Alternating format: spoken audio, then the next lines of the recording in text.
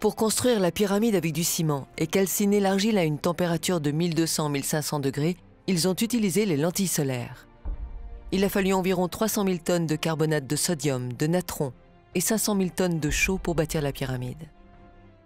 L'énergie solaire était également utilisée dans la cuisson des pains et pour la préparation des repas. Car sinon, des milliers de troncs de palmiers auraient dû être brûlés pour faire de la chaux, pour alimenter les fours à pain et pour cuisiner les repas de milliers d'ouvriers. En 2 ans, ça aurait été la déforestation totale et la révolte civile. Le bois était très précieux parce qu'il était rare et les quelques forêts de palmiers faisaient en plus de l'ombre pour les cultures. Couper un palmier, c'était vraiment la dernière des choses à faire. Sans la découverte de l'énergie solaire, il n'y aurait pas eu de pyramide. L'Égypte n'en serait pas arrivée là où elle en est arrivée. Grâce à l'énergie solaire, les Égyptiens ont préservé la nature.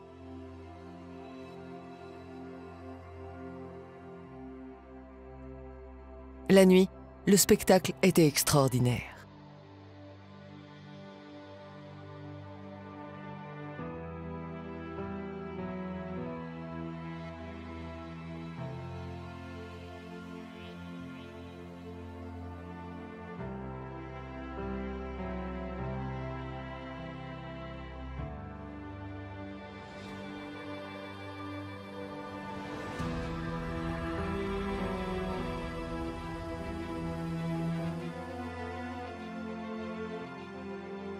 Les 3 blocs de granit ont été coulés sur place et ont été entreposés à côté du tunnel ascendant.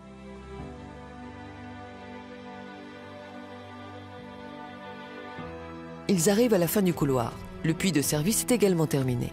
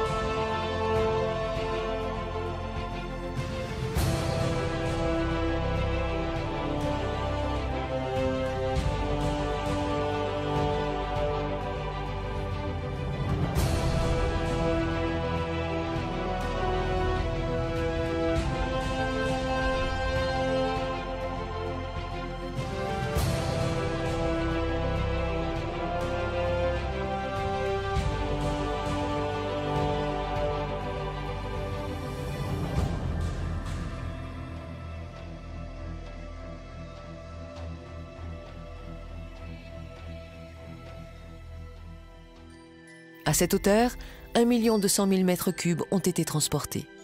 C'est quasiment la moitié du volume de la pyramide.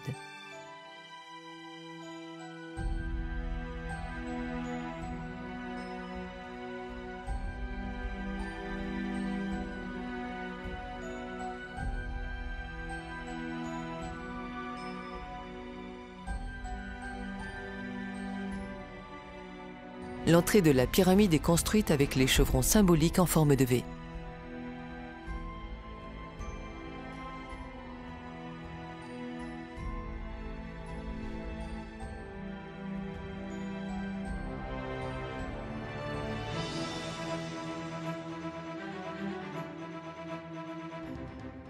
Ils construisent le couloir horizontal, puis ils démarrent la chambre médiane.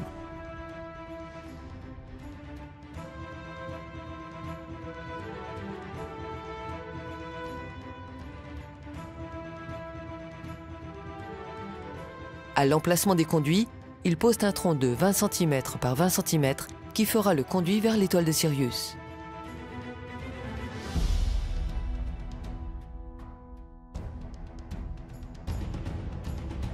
Ils posent le coffrage et coulent les blocs des murs en calcaire blanc.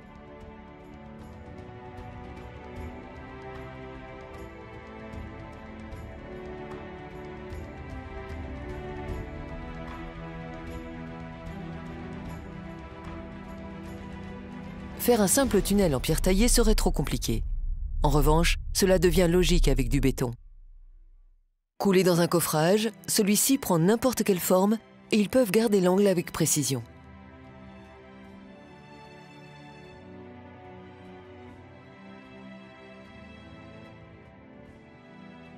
Il démarre le conduit nord et s'arrête à quelques mètres.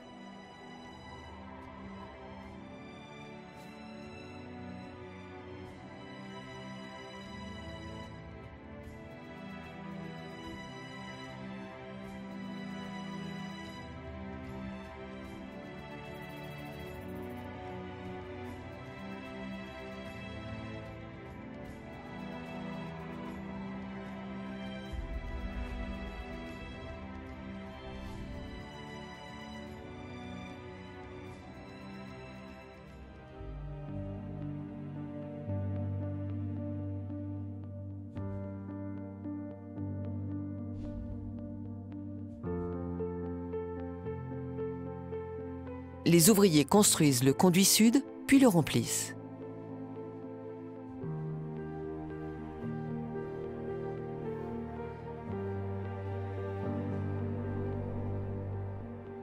Ils couvrent le couloir horizontal et la chambre médiane.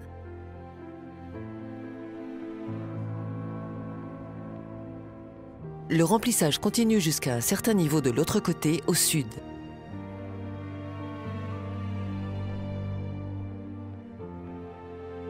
C'est le moment de fermer les premiers passages. Les passages des extrémités seront bouchés en premier du haut vers le bas.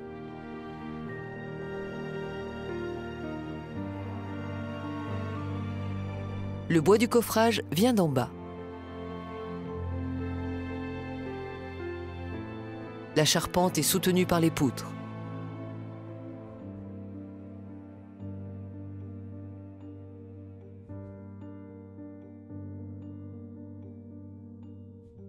Les travailleurs remplissent le coffrage avec du calcaire qui provient du sol.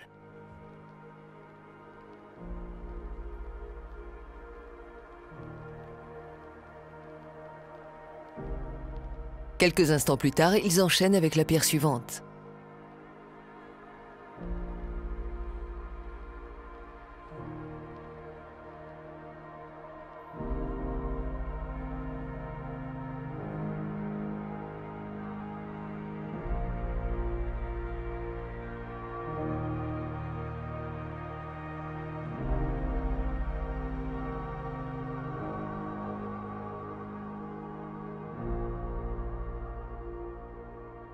C'est cette méthode qui sera utilisée pour fermer le parement tout au long de la construction.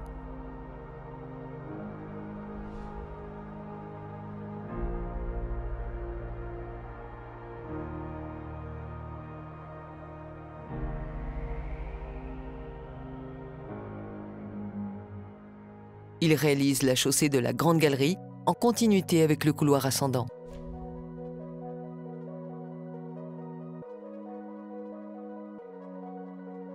La pyramide continue à se remplir et on parvient au niveau du sol de la chambre du roi. Ils vont ensuite couler avec les lentilles solaires le sol de la chambre du roi et les herses en granit rouge d'Assouan.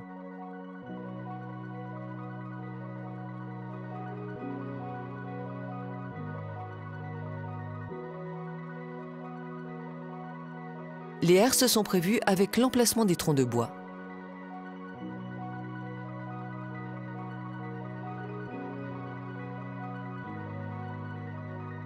Le dernier bloc de la chaussée est en V afin de laisser passer les cordes pour le chariot.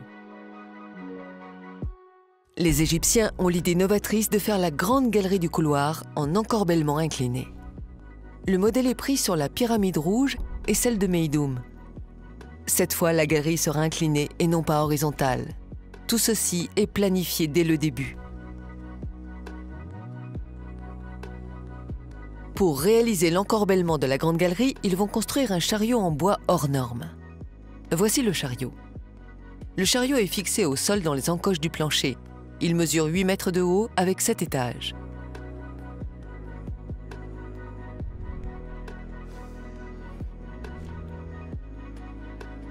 Ces 7 étages vont servir à compléter le coffrage d'un côté. L'autre côté sera complété avec des coffrages classiques. Il démarre la construction du bas vers le haut. Le chariot est en place. Il ferme le coffrage de l'autre côté, puis il verse le calcaire.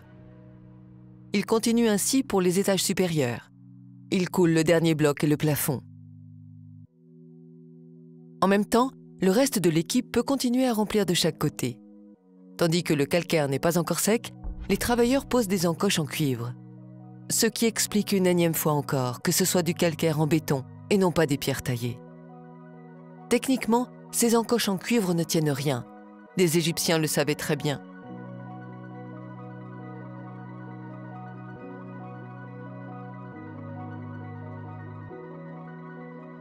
La banquette n'est pas complètement sèche quand le chariot passe, ce qui explique les traces de bois trouvées par Jean-Pierre Houdin. Il a bien trouvé une sorte d'ascenseur. Le chariot avait un contrepoids pour soulever les pierres. Ce chariot faisait des allers-retours selon lui. En réalité, le chariot n'a fait qu'un seul passage, du bas vers le haut, et il était bien plus grand. La construction de la grande galerie avance et les travailleurs continuent de la remplir de côté et par-dessus. Une fois la partie construite et remplie, les ouvriers tirent le chariot en bois depuis le haut du plateau, puis continuent coudée par coudée. La grande galerie est quasiment terminée.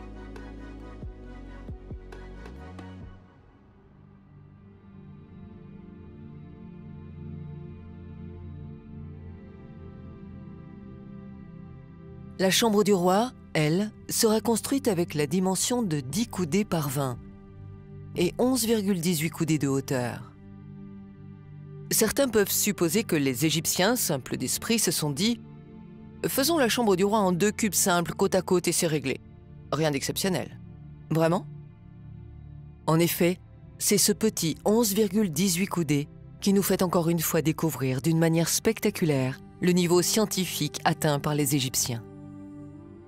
Les 4 constantes universelles, pi, le nombre d'or, le nombre royal et le mètre, vont être fusionnés de la manière la plus parfaite et incroyable qu'il soit. Si on relie par des traits les coins de la chambre, on découvre que le périmètre de la chambre fait 31,416 mètres, soit pi en dixième de mètre. La somme des 3 côtés de ce triangle est égale à 52,36 coudées, la constante royale. Ce triangle est le triangle sacré d'Isis, 3, 4, 5. Et maintenant, oubliez les unités de mesure, le mètre, la coudée, le pouce, le yard, le mille, etc. L'idée des Égyptiens est d'exprimer le chiffre 100 et de construire la chambre avec 100 pierres. Ils vont choisir 7 numéros pour que la totalité fasse 100. Ils calculent leur racine carrée. Ensuite, le nombre d'or, phi, au carré, multiplié par la racine carrée de 4, 5, 9, 16, 20, 21, 25. Pour nous montrer 4500 ans plus tard que ces équations sont correctes, avec les résultats de ces équations, ils vont construire la chambre en mètres. Ceci démontre que la chambre du roi est construite directement avec l'étalon sacré, l'universel, le centimètre. Voilà le niveau scientifique des Égyptiens. Voici quel est notre savoir, nous disent-ils. Ils n'ont pas gravé les équations en hiéroglyphes, mais ils ont utilisé les mathématiques pour exprimer leurs connaissances. Ici, tout est réalisé en granit inaltérable pour que ce message ne bouge pas d'1 millimètre dans le temps. Ce message, cette prouesse scientifique, enveloppera l'âme du dirigeant de cette grande civilisation, nommé Khéops.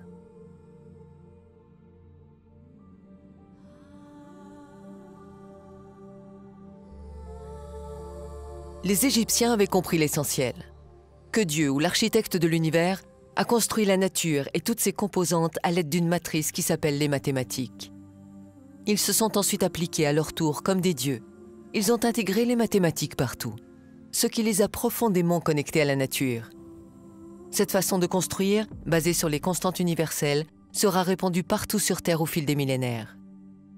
Les cathédrales, les églises et diverses constructions seront réalisées avec la coudée, le mètre, pi et phi, qu'on nommera mystiquement la géométrie sacrée. C'est pour cette raison que lorsqu'on entre dans une cathédrale, on se sent bien et immédiatement apaisé. Nulle part dans le monde n'existe un monument ou un objet tel que la pyramide de Khéops. Dans son livre de 311 pages, La chambre de Khéops, l'auteur exprime son admiration en seulement 4 phrases. Il serait vain d'y chercher des traces d'improvisation, de modification ou d'imperfection.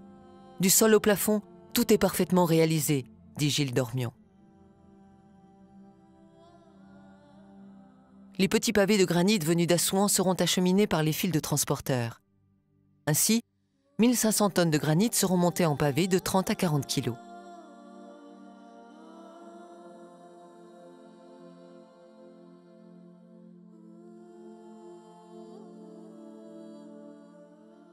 Le sarcophage est construit en premier, puis les ouvertures du tunnel, les murs nord et sud, et enfin ceux de l'ouest et de l'est. Le sarcophage est fait d'un couvercle coulissant avec 3 trous de cheville qui, poussés au fond, libèrent les clous et rendent la fermeture définitive.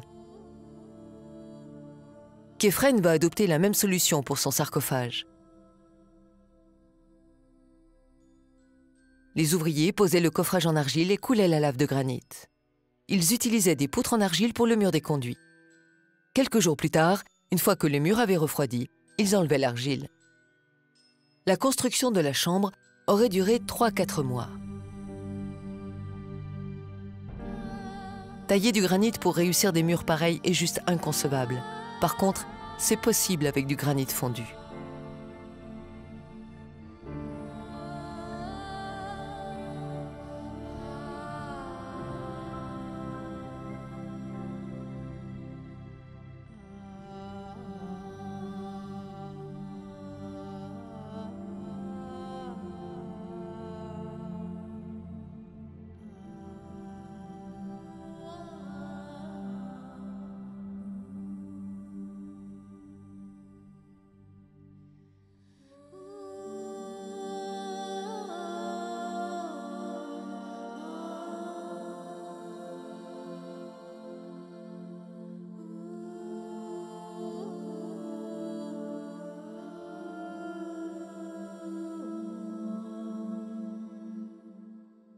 Les murs de la chambre du roi sont terminés.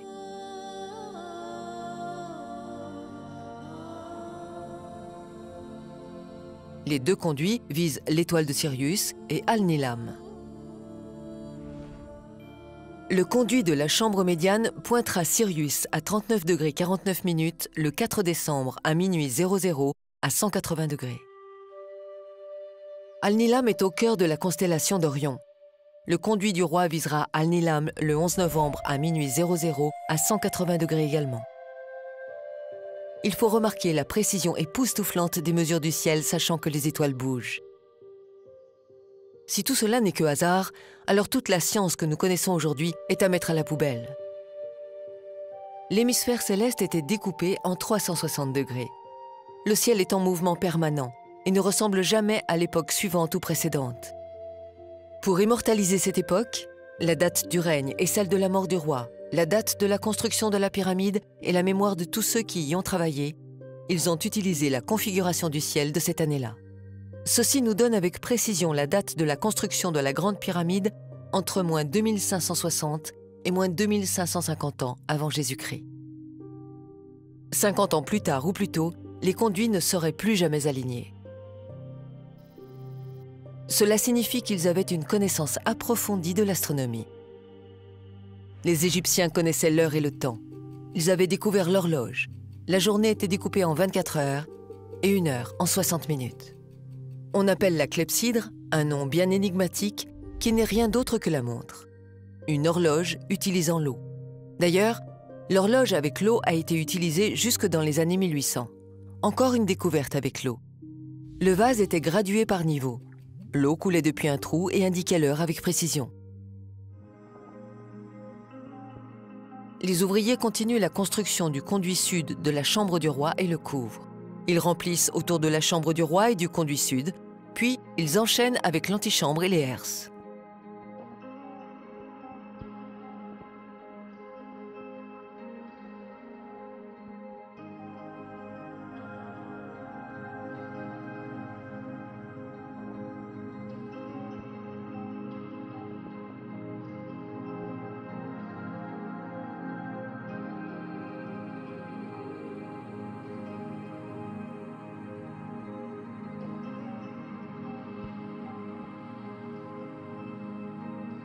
Le tunnel nord de la chambre du roi fera un détour, puis la construction sera arrêtée au niveau de la galerie.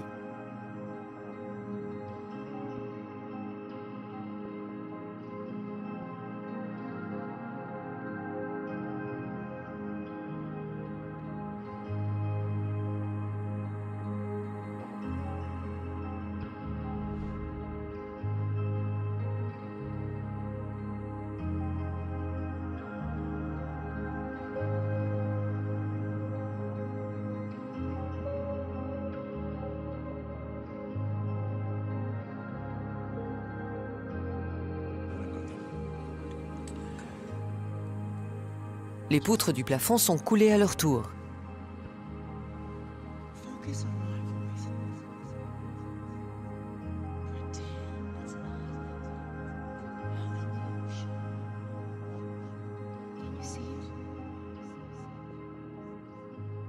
On observe aujourd'hui des fissures dans les poutres de granit. Selon Jean-Pierre Houdin et Dassault Systèmes, l'accident est arrivé quand toute la pyramide était finie, raison pour laquelle il fallut ouvrir un tunnel pour vérifier les dégâts.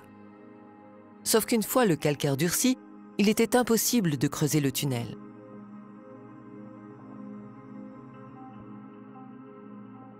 Les poutres ont été fissurées parce que le granit n'avait pas suffisamment refroidi ou peut-être à cause d'une mauvaise manipulation du coffrage pendant le refroidissement. On remarque les traces des poutres en bois de l'échafaudage qui maintiennent le coffrage en béton. À cause de la pression exercée par la poutre et le poids du granit, la lave subit une réaction chimique qui laisse des traces de brûlure. Certaines poutres se fissurent. Les ouvriers laisseront un passage à travers les étages supérieurs pour observer les poutres. Quoi qu'il en soit, ils ne pouvaient rien réparer, seulement constater. 3 cm ou 300 cm de décalage ne peuvent pas fissurer du granit de 120 à 200 mégapascales en raison du poids. Si le poids était la cause de la fissure, elle serait au milieu des poutres du plafond et non aux extrémités. Les 3 faces des poutres sont bien droites, seul le côté supérieur est irrégulier. La 4e surface est très lisse. Ceci prouve bien qu'il y avait un coffrage pour les poutres et que le granit a été coulé en lave fondue. Pas pour une seule poutre, mais pour toutes les poutres.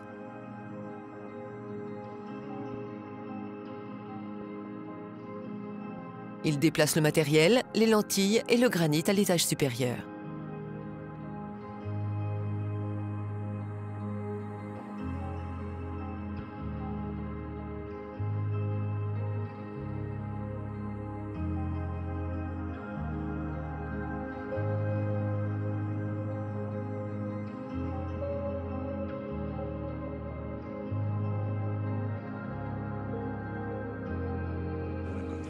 Les 5 étages en granit sont achevés. La voûte en calcaire est construite.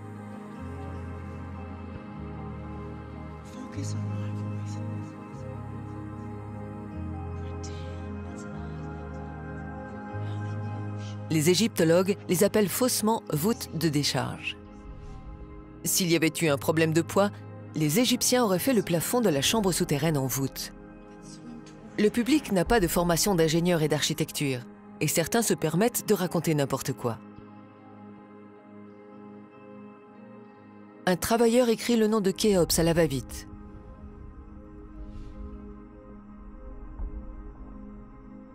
Sitchnin accuse Howard Weiss d'avoir falsifié l'écriture du nom de Khéops, mais c'est lui le faussaire. Le nom de Khéops est correctement écrit.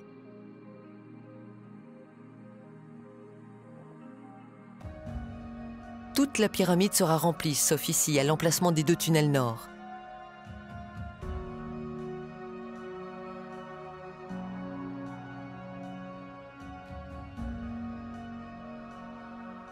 La grande galerie gêne la construction des conduits nord et leurs parcours seront déviés de quelques mètres.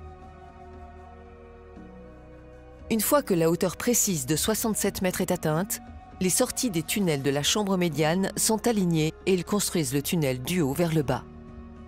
Une fois que le tunnel a rejoint l'autre bout, ils remplissent pour continuer jusqu'au tunnel supérieur. À la hauteur précise de 80 mètres, les sorties des 2 tunnels de la chambre du roi sont également alignées et ils construisent le dernier conduit, également du haut vers le bas. Tout au fond, le tunnel va rejoindre l'autre bout. C'est la seule solution pour avoir 4 tunnels parallèles avec une précision impressionnante. L'intérieur est construit. À partir de maintenant, ils vont faire du remplissage. Cette opération a nécessité un relevé précis et minutieux de la hauteur au fur et à mesure de l'élévation de la pyramide. Cette exigence de précision de l'architecte était le plan de départ il y a 18 ans. Elle aurait été improbable si des pierres taillées avaient été utilisées. Cela explique les décalages et les virages des tunnels nord. En 2017, le projet Scan Pyramide annonce la découverte d'une grande cavité qui pourrait être une grande chambre secrète. Cette cavité hypothétique se trouve à l'emplacement des tunnels nord. En effet, il y avait une cavité énorme qui a servi pour construire les tunnels nord, mais elle a été remplie. Il ne s'agit pas de chambre secrète, mais d'une différence de densité du calcaire. c'est la fin de la construction des conduits. Les tunnels vont rester ouverts jusqu'à la mort du roi.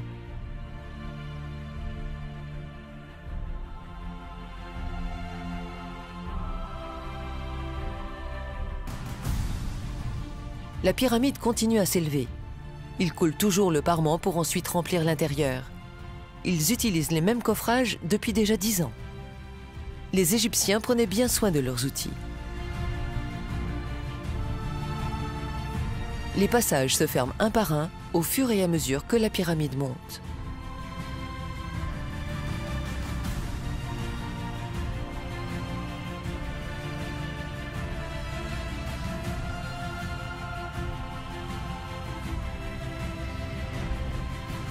À 140 mètres de haut, les équipes de l'Est et de l'Ouest arrêtent l'avancée et entament la descente.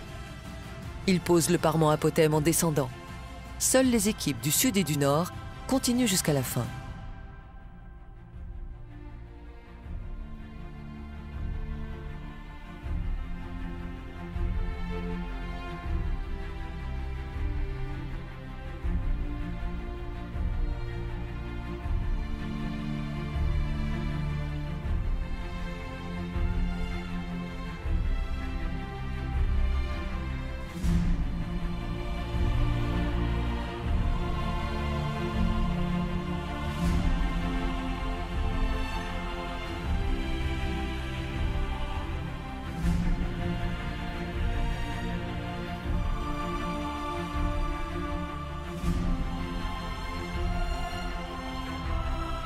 L'architecte Émionou et Khéops montent symboliquement pour décoffrer le pyramidion.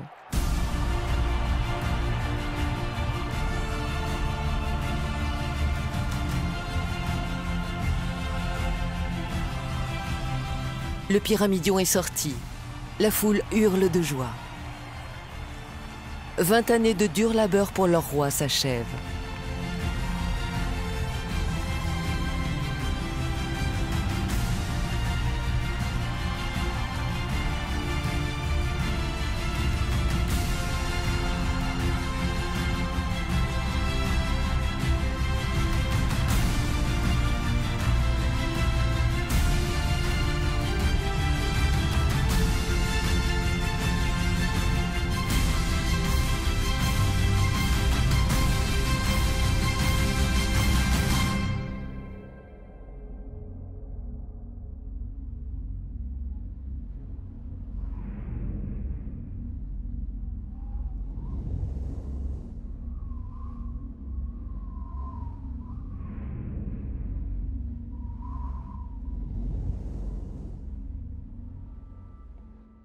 Les travailleurs vont couler le parement en descendant jusqu'à la hauteur des tunnels.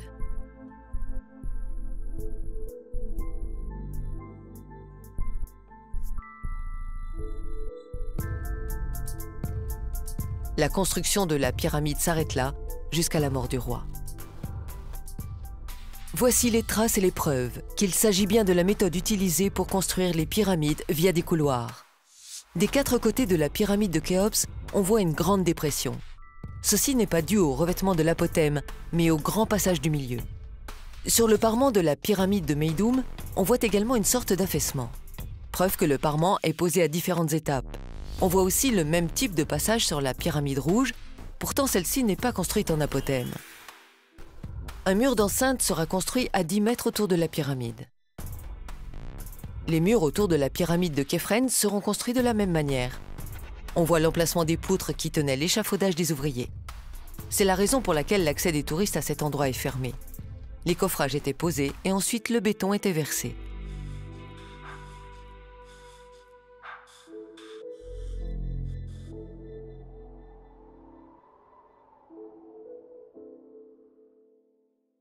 Les fossés ont été creusés et agencés tout autour pour entreposer les bateaux solaires. Les ouvriers construisent également le temple du roi. Sa dépouille viendra d'en bas depuis le port. C'est à partir de ce port et de cette chaussée monumentale que le peuple viendra en pèlerinage adorer son temple et sa pyramide. C'était une sorte de boulevard de promenade comme il y en a dans toutes les villes aujourd'hui. Cette chaussée est alignée avec les étoiles Bételgeuse, Al-Nilam et Rigel au sud-ouest. 14 degrés, toujours à minuit 00. Gizeh devient un lieu sacré. Et rapidement, à la même époque, les Égyptiens construiront les 3 petites pyramides devant la sienne. Des mastabas pour les prêtres, les ouvriers et les chefs de travaux. C'était un grand honneur d'avoir sa tombe à côté de celle du roi. La pyramide était orientée vers l'est par rapport au soleil, leur grand dieu Ré. L'orientation vers l'est indique automatiquement le nord, le sud et l'ouest avec la même précision. En effet, les Égyptiens ne se préoccupaient pas du tout du nord. Il n'y avait rien au nord, à part des peuples primitifs. Le sud était sacré à leurs yeux, car c'était de là qu'ils venaient, là qu'étaient leurs racines. C'est pour cette raison que les villes seront ensuite bâties en remontant le Nil afin de se rapprocher de leurs origines. Il y a beaucoup de débats sur le fait que les pyramides ne soient pas des tombes et que les sarcophages ne soient pas prévus pour y placer des dépouilles. Une bonne partie des sarcophages étaient vides au moment de leur découverte. Quasiment toutes les momies, qu'elles soient des figures importantes de la société ou pas, ont été trouvées dans des cercueils en bois et non pas dans des sarcophages de granit. En Égypte, le dieu le plus important était le dieu Ré, le soleil. Logique, puisqu'il n'y a pas de vie sans le soleil. Les Égyptiens considéraient que chaque humain avait un petit soleil en lui. Chacun avait son Ré. Ils observaient la nature, la vie, la mort et son cycle. Le corps sans vie était comme une pierre inerte et au fur et à mesure, il se décomposait et retournait à la nature. L'âme, le Ré, restait et voyageait. Cette règle ne faisait pas exception pour les rois. Le corps retournait à la terre et l'âme au ciel. Ainsi, les Égyptiens voyaient dans les statues et les temples l'esprit des rois qui traversaient le temps. Le corps était enterré ailleurs et l'esprit était immortalisé dans les statues et les pyramides. Qu'est-ce que nos proches nous laissent quand ils nous quittent? Certains laissent une maison, certains des livres, d'autres des peintures ou des signatures visibles dans les édifices. Khéops a laissé pour l'éternité une pyramide qui réunit toutes les connaissances et le savoir des Égyptiens. La chair sans âme est inerte et il doit retourner dans la nature. L'esprit et la mémoire continuent. La pyramide était un chemin pour l'âme du roi afin qu'elle parte dans les cieux et l'au-delà. Plus la pyramide était grande, plus le roi pouvait partir loin et retrouver sa place méritée. C'est pour cette raison que les tunnels devaient parfaitement être alignés avec les étoiles. Ce n'était pas un caprice du roi, mais une croyance. La signification de cette architecture interne, c'est le Djed, la résurrection. L'ordre, la paix, le Djed et Noun ont façonné la race humaine et l'univers. Toutes les pyramides sont construites à l'ouest du Nil. Une autre preuve de ces croyances religieuses égyptiennes. La pyramide est bien un cénotaphe pour l'âme. Un monument spirituel où le maître, la constante royale, le pi, le nombre d'or, la chimie, le temps, les mathématiques, l'astronomie sont inscrites. Un souvenir pour les générations à venir. Le roi est mort. Une grande cérémonie va se dérouler devant tout le peuple. Le corps du roi arrive depuis le port.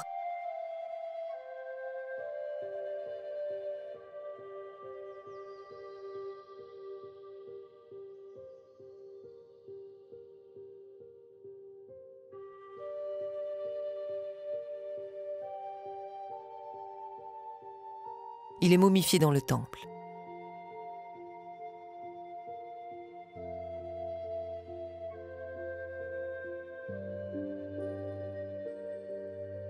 Le corps du roi est descendu dans la chambre souterraine afin de symboliser la procréation dans le ventre.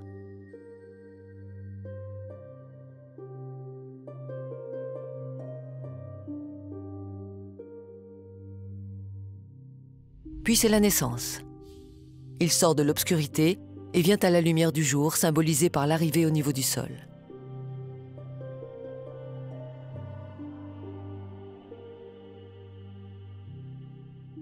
Il grandit et devient roi. Il a régné avec justice et droiture. Tout au long de sa vie, il a été conduit par Sirius. Le roi commence à vieillir.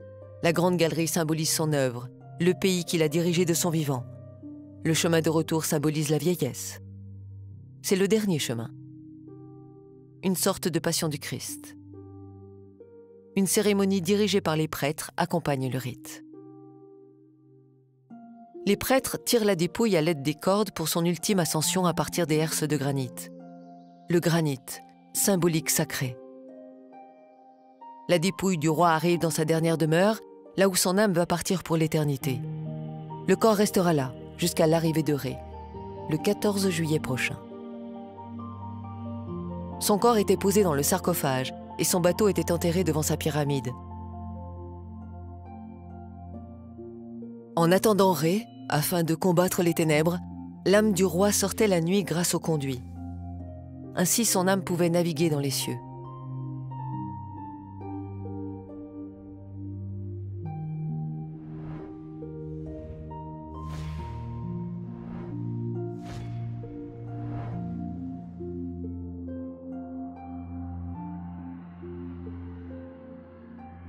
Puis rentrait avant le lever du soleil pour se reposer.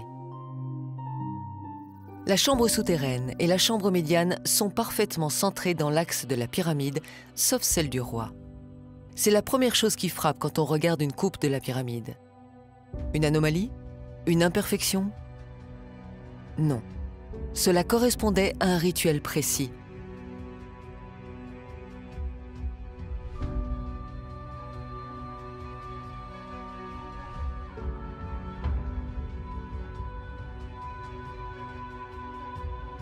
La position du soleil était exactement face au sarcophage du roi.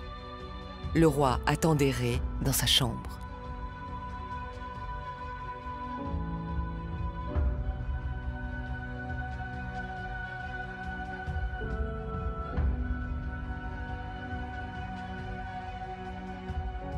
Le 14 juillet, Ré vient chercher l'âme du roi.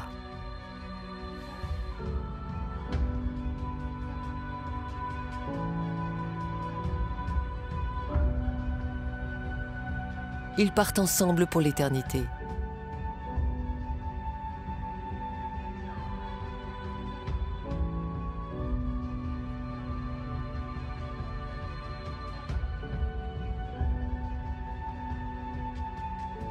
Le corps est sans âme. La dépouille sera enterrée dans un lieu secret. La pyramide peut maintenant se fermer. Cette pyramide et sa symbolique va rester fermée pour l'éternité dans son intimité. En sortant avec la dépouille, les ouvriers referment la chambre avec les blocs de granit prévus à cet effet.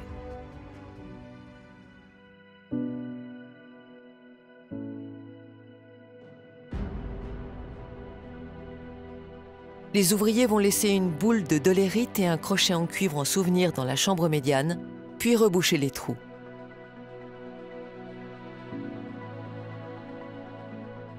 Ils déplacent les 3 bouchons de granit pour fermer l'entrée et rebouchent l'emplacement.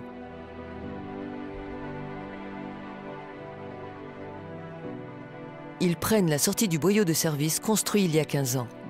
Ils descendent au niveau de la grotte et posent le bloc de granit derrière eux. Ils descendent au sous-sol et ils ferment la chambre souterraine avec un autre bloc de granit. Ils remontent à la surface. À l'extérieur, ils posent le parement sur leur chemin et scellent l'entrée. Ainsi, la pyramide est fermée.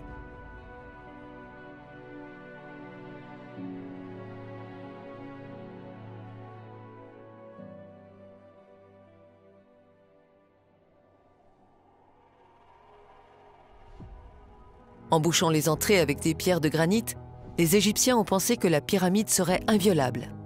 Ils n'avaient pas imaginé que des siècles plus tard, l'homme découvrirait le fer, la dynamite, les explosifs.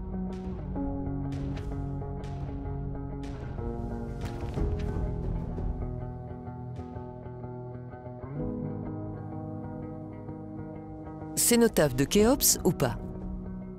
On peut avoir une réponse définitive. En 1970, un projet pour explorer les conduits de la pyramide avec des robots voit le jour. C'est le projet Jedi. Dans le conduit sud de la chambre médiane, le robot découvre des traces de dessins en rouge qui datent du jour de la construction. Il suffit de faire les prélèvements de cette peinture et de comparer sa composition chimique avec les hiéroglyphes trouvés dans les cavités de la chambre du roi. Il se peut que ce soit la même main.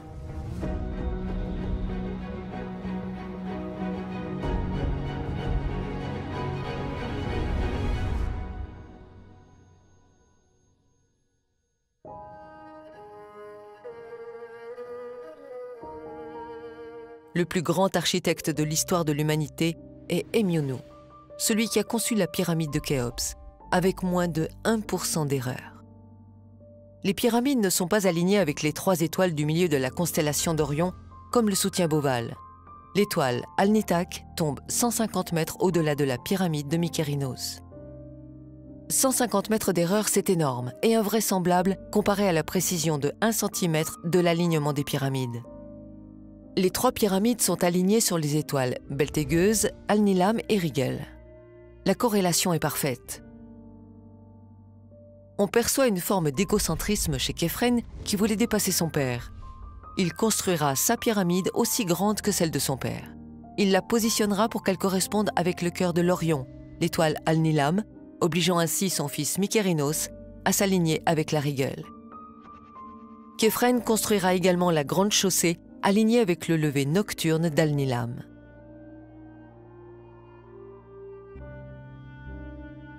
On dénombre environ 230 temples en Égypte. Aucun n'a été taillé. Ils ont tous été coulés de cette manière, avec du béton de calcaire. Lorsque le béton était encore frais, il pouvait graver les scènes. Pour les obélisques en granit, un coffrage en argile était préparé à l'avance avec les hiéroglyphes imprimés en négatif. La lave de granit était coulée et après le refroidissement, les ouvriers redressaient l'obélisque. Il n'y a aucune trace de burin ou de choc sur les obélisques permettant d'affirmer qu'ils ont été taillés. Une trace de burin serait encore visible, même 5000 ans plus tard. Or, les obélisques sont parfaitement lisses. C'est un signe que le granit a été coulé en lave. Tout le sphinx a été réalisé en béton géopolymère.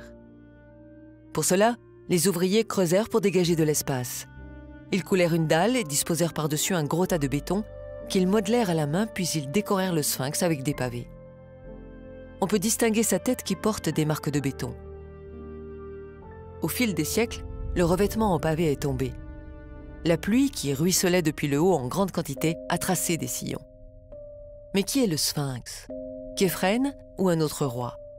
Une tête de lion qui aurait été retravaillée pour être transformée en tête de pharaon? Peu importe. La question est, à quoi ressemble la tête du sphinx? Avec un logiciel de reconstitution de visage 3D, voici le visage du sphinx reconstitué correctement pour la première fois.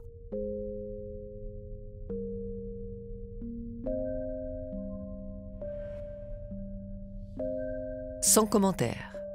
Puisqu'ils étaient noirs, il est logique de faire une sculpture à leur image. Comme un peintre qui peint son dieu à son image, les Égyptiens ont fait le sphinx à leur image. On imagine mal des Égyptiens blancs réaliser une sculpture de leur dieu ou de leur roi avec un profil nègre. Vous avez entendu le mot nègre. Il est injuste de vous montrer une recette sans vous présenter les véritables cuisiniers de ces monuments. Regardez toutes ces sculptures. Vous remarquerez une chose, elles ont toutes les nez cassés.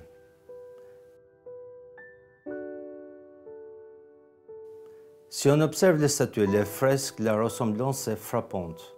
Le nez, les grosses lèvres. En effet, beaucoup de statues ont le nez cassé parce qu'ils avaient, comme on dit, un nez de nègre. Hérodote dit que les Colches étaient une colonie des Égyptiens parce qu'ils avaient la peau noire et les cheveux crépus. Livre 2, Euterpe. Les Colches étaient une colonie africaine qui a migré pour s'installer vers la mer Noire. Aristote parlera aussi des Égyptiens en les décrivant comme excessivement noirs. Ceux qui sont excessivement noirs sont quoi? Ce sont les Égyptiens et les Éthiopiens.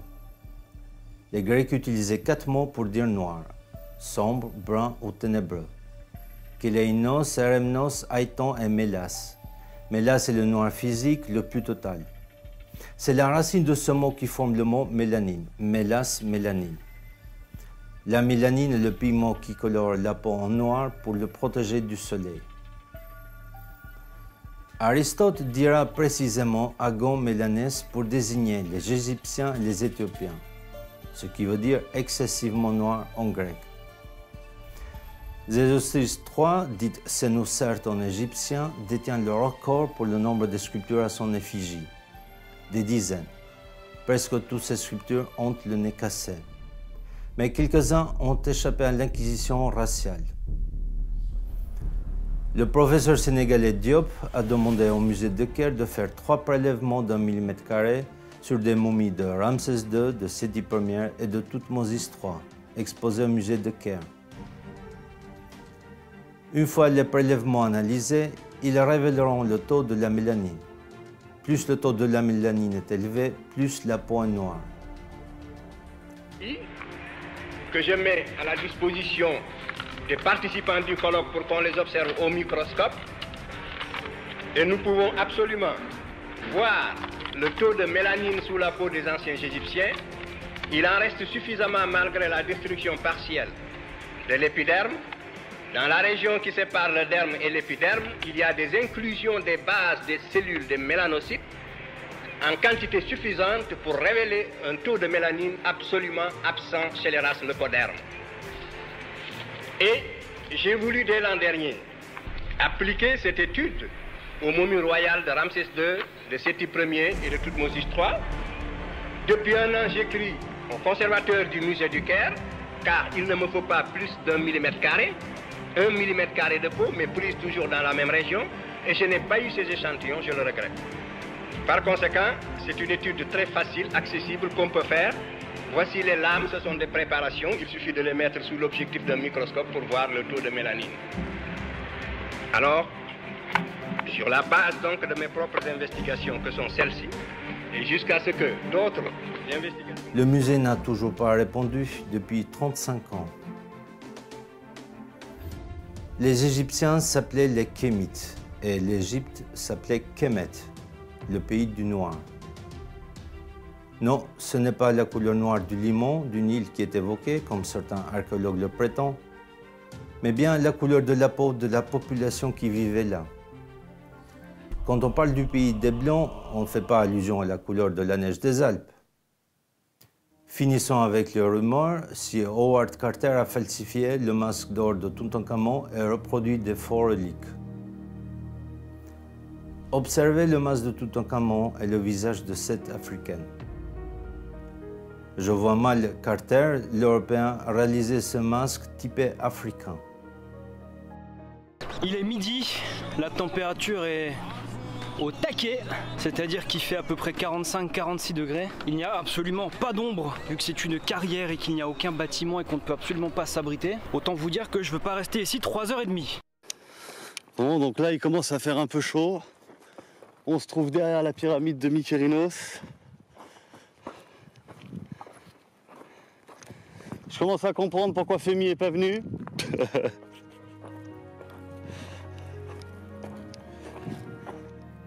En Égypte, pendant les mois d'été, période pendant laquelle les pyramides étaient construites, les températures atteignaient 45 degrés et plus. Sous ce soleil écrasant, aucune autre race humaine ne pouvait survivre torse nu plus de 4 jours sans subir des brûlures graves de la peau. La seule race capable de résister pendant des jours et des mois, sans problème et sans crème solaire, c'est la race nègre à la peau noire. Je fais de la peinture artistique et je n'ai jamais eu de préférence pour telle ou telle couleur. Un peintre aime toutes ces couleurs. Mais on dit qu'il faut rendre à César ce qui appartient à César. Eh bien, rendons aux Égyptiens ce qui appartient aux Égyptiens. Les Égyptiens des pyramides, pendant des millénaires, étaient des nègres, ni mat, ni métis, mais noirs de charbon.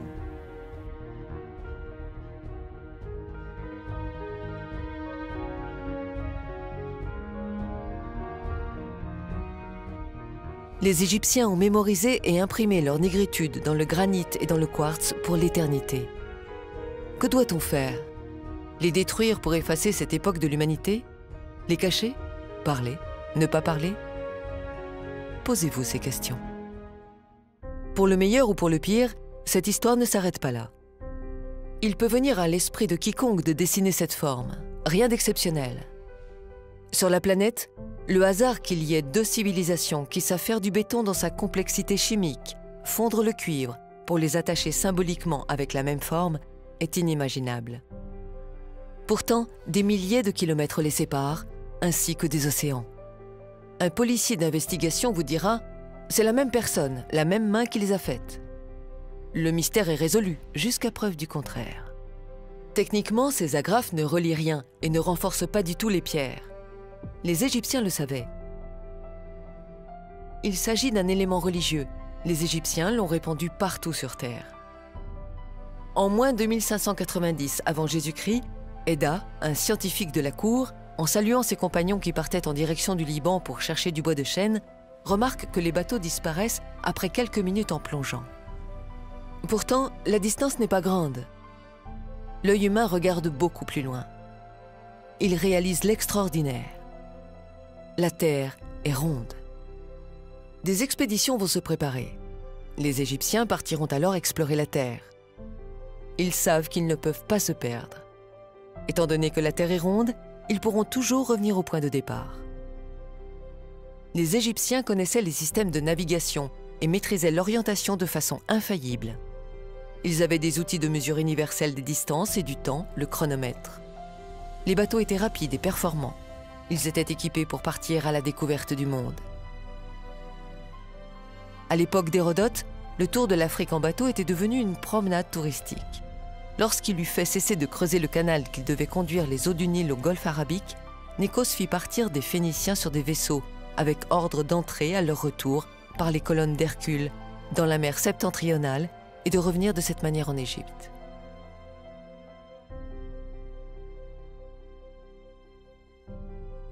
Ayant ainsi voyagé pendant 2 ans, la 3e année, ils doublèrent les colonnes d'Hercule et revinrent en Égypte.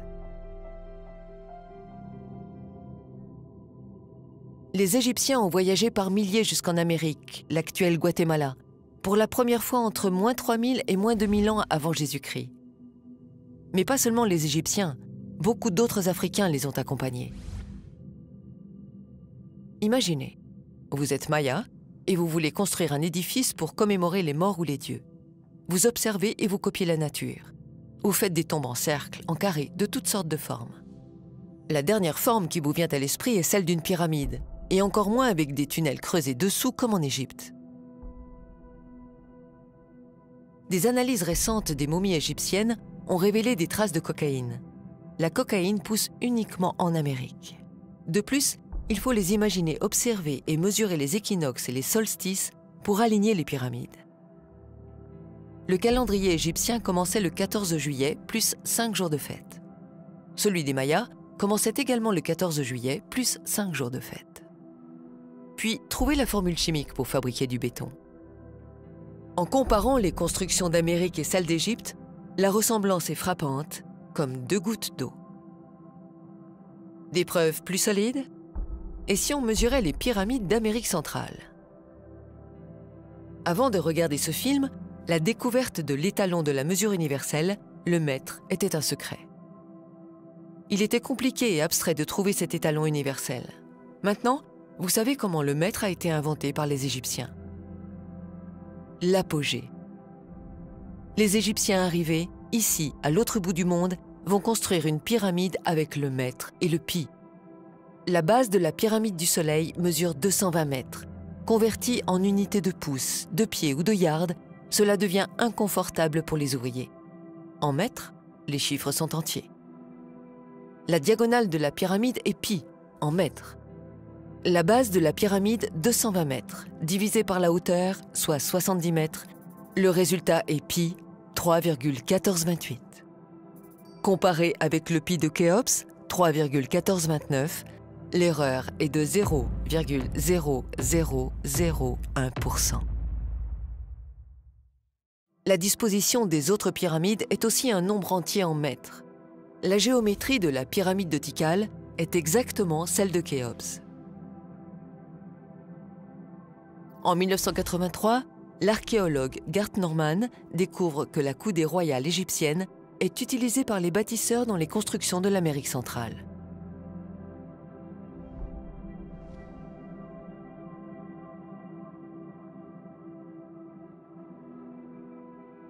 La grande année, l'année des 26 000 ans de précession des équinoxes, est également présente sur une carte de l'Orient inscrite sur la stèle Izapa.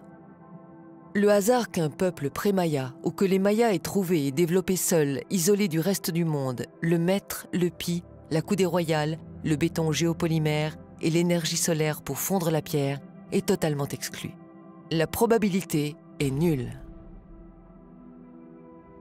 En revanche, on voit ici indiscutablement la même patte, la même civilisation, l'Égypte.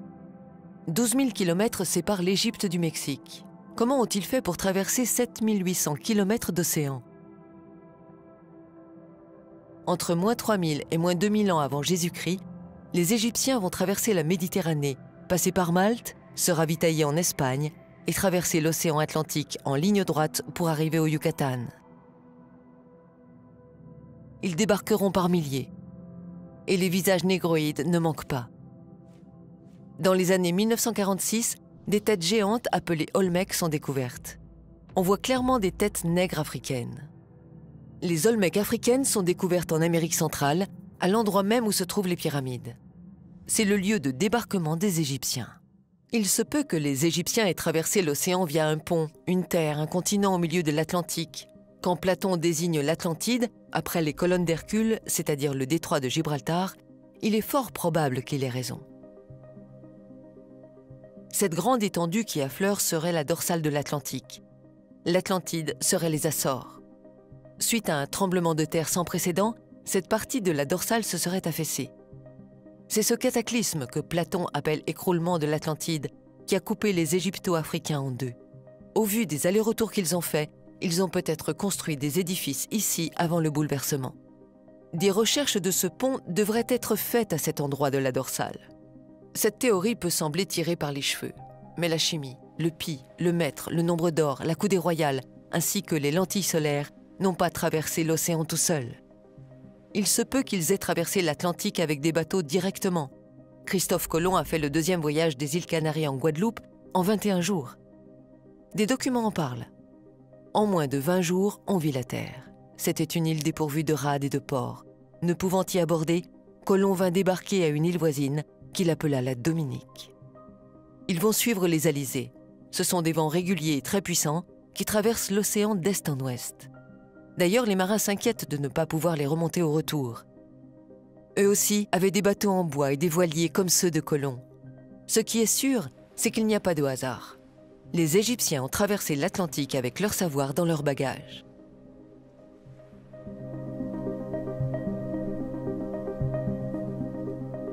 Hé, Max! Tu te souviens comment on a commencé? Tu m'étonnes. On a mis des années. Pendant 1 an, dans le grenier de la maison, on s'est construit une pirogue.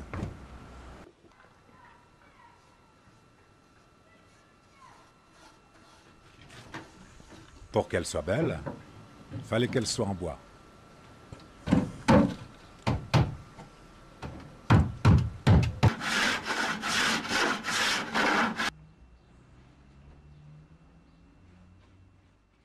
Et voilà le travail. Elle mesure 6,50 m de long et pèse 300 kg avec son balancier. Pour tester notre yacht, on ira à Lanzarote aux îles Canaries. Et après, on se tapera 6500 km d'Atlantique sans aucun instrument. On visera l'île de la Désirade à la Guadeloupe. C'est une île minuscule, elle ne fait que 10 km de long. Les étoiles, ça fait très longtemps qu'on les regarde.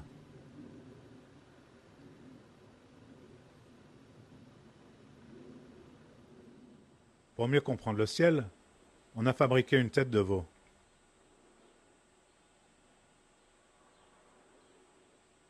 Normalement, c'est ça le ciel qu'on verra si on est à la bonne latitude. Et ça, c'est la croix du Sud.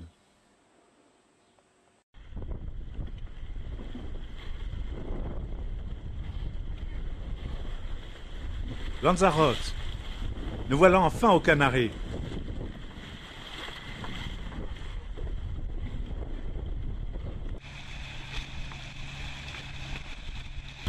Ça y est, on est parti. On n'a pas de boussole à bord et pas de montre. Pas de lock et pas de sextant. Il n'y a pas de radioémetteur ni de transistor, ça pourrait nous donner l'heure. On n'a aucune carte et pas un bouquin, même pas un guide des étoiles. Et notre réchaud, on l'a laissé aux Canaries. On mangera froid.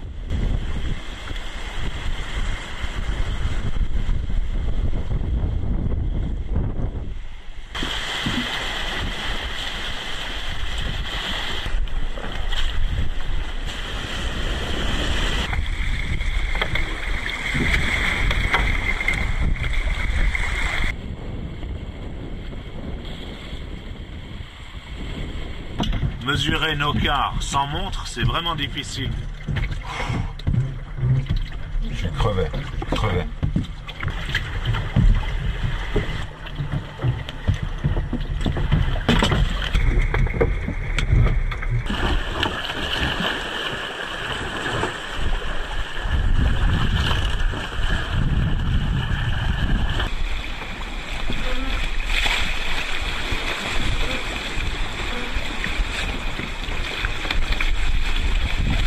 Et on pense faire du sud-ouest jusqu'à pendant une dizaine de jours.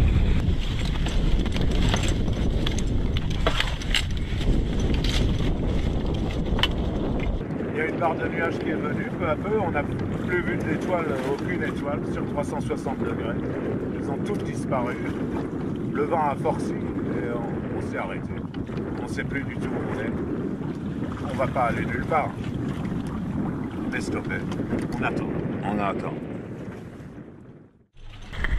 Ça se bat.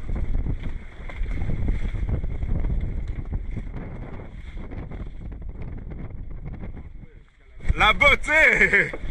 Yeah! On va bien manger! Je vais filmer dehors maintenant, c'est trop beau.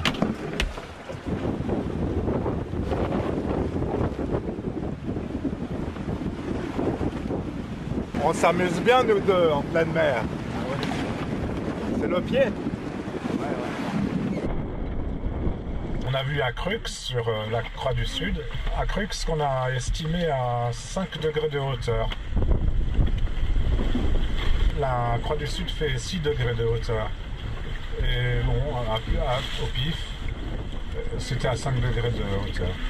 Donc on en déduit qu'on est à peu près à 22 degrés de latitude. Et 22 degrés de latitude, c'est les tropiques. Parce que le tropique, c'est à 23-27 minutes.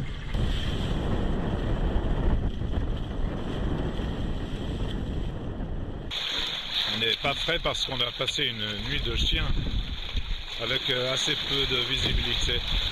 Et on n'a jamais vu la Croix du Sud. Au sud, il y a trop peu d'étoiles. On a beaucoup de mal. Et puis surtout, on a du mal à dormir.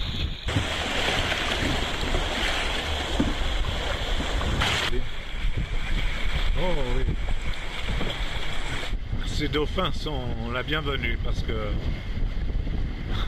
on le prend toujours comme un bon signe. La mer commence à se calmer et c'est pas trop tôt parce qu'on avait une mer très hachée, très dure physiquement. Enfin, j'espère que demain ce sera plus souple et qu'on pourra accélérer parce que notre vitesse elle dépend aussi du confort.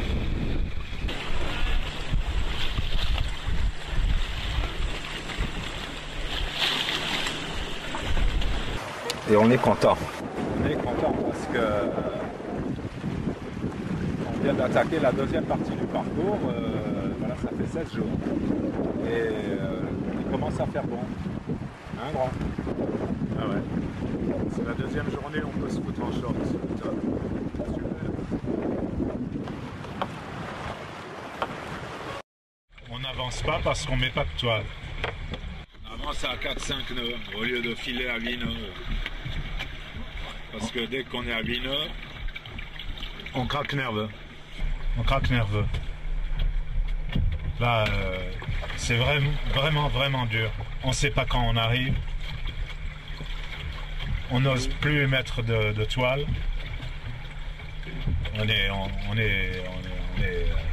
Ça va pas quoi. On va lentement, on essaye de se reposer. Alors maintenant, on a décidé de se raser parce que comme ça, ça ira mieux. Hein, parce que si on est plus beau, ça va mieux.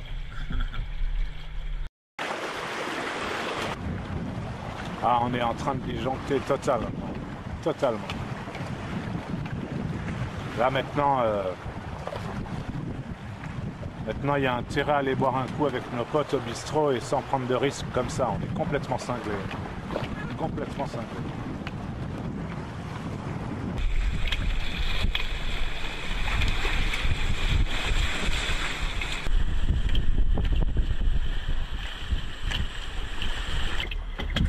Qu'est-ce qu'on va faire demain? On est complètement cinglés. Bah, surtout toi. Hein. Non, toi aussi, tu es complètement cinglé. Qu'est-ce qui nous pousse à faire des trucs comme ça? On est complètement cinglé.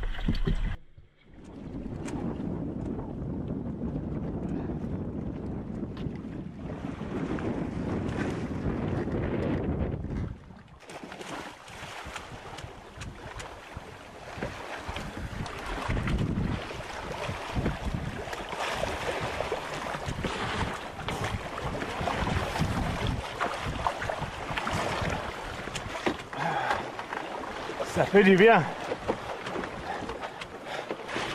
C'est pour fêter. Cette nuit, on a vu la Croix du Sud et en dessous, les 2 étoiles de la Mouche. On est à peu près à la bonne latitude. Il y a un putain qui nous a filé une bouteille de pif avant le départ.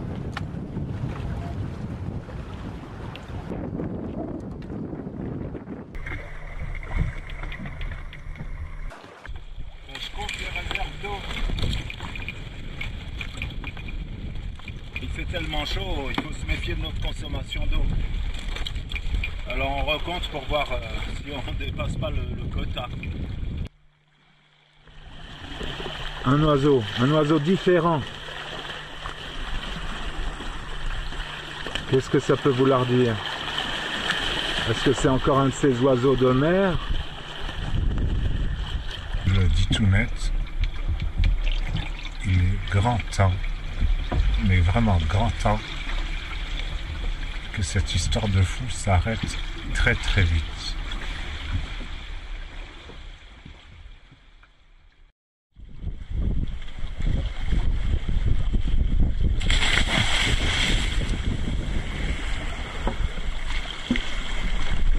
Il y a une île! Regarde! Regarde là-bas! Je vois rien. Mais si, c'est pas un nuage. On n'a rien cassé, c'est super! Alors quelle île c'est? Quelle île? En tout cas, moi... C'est la Désirade! On est arrivé avec une précision parfaite.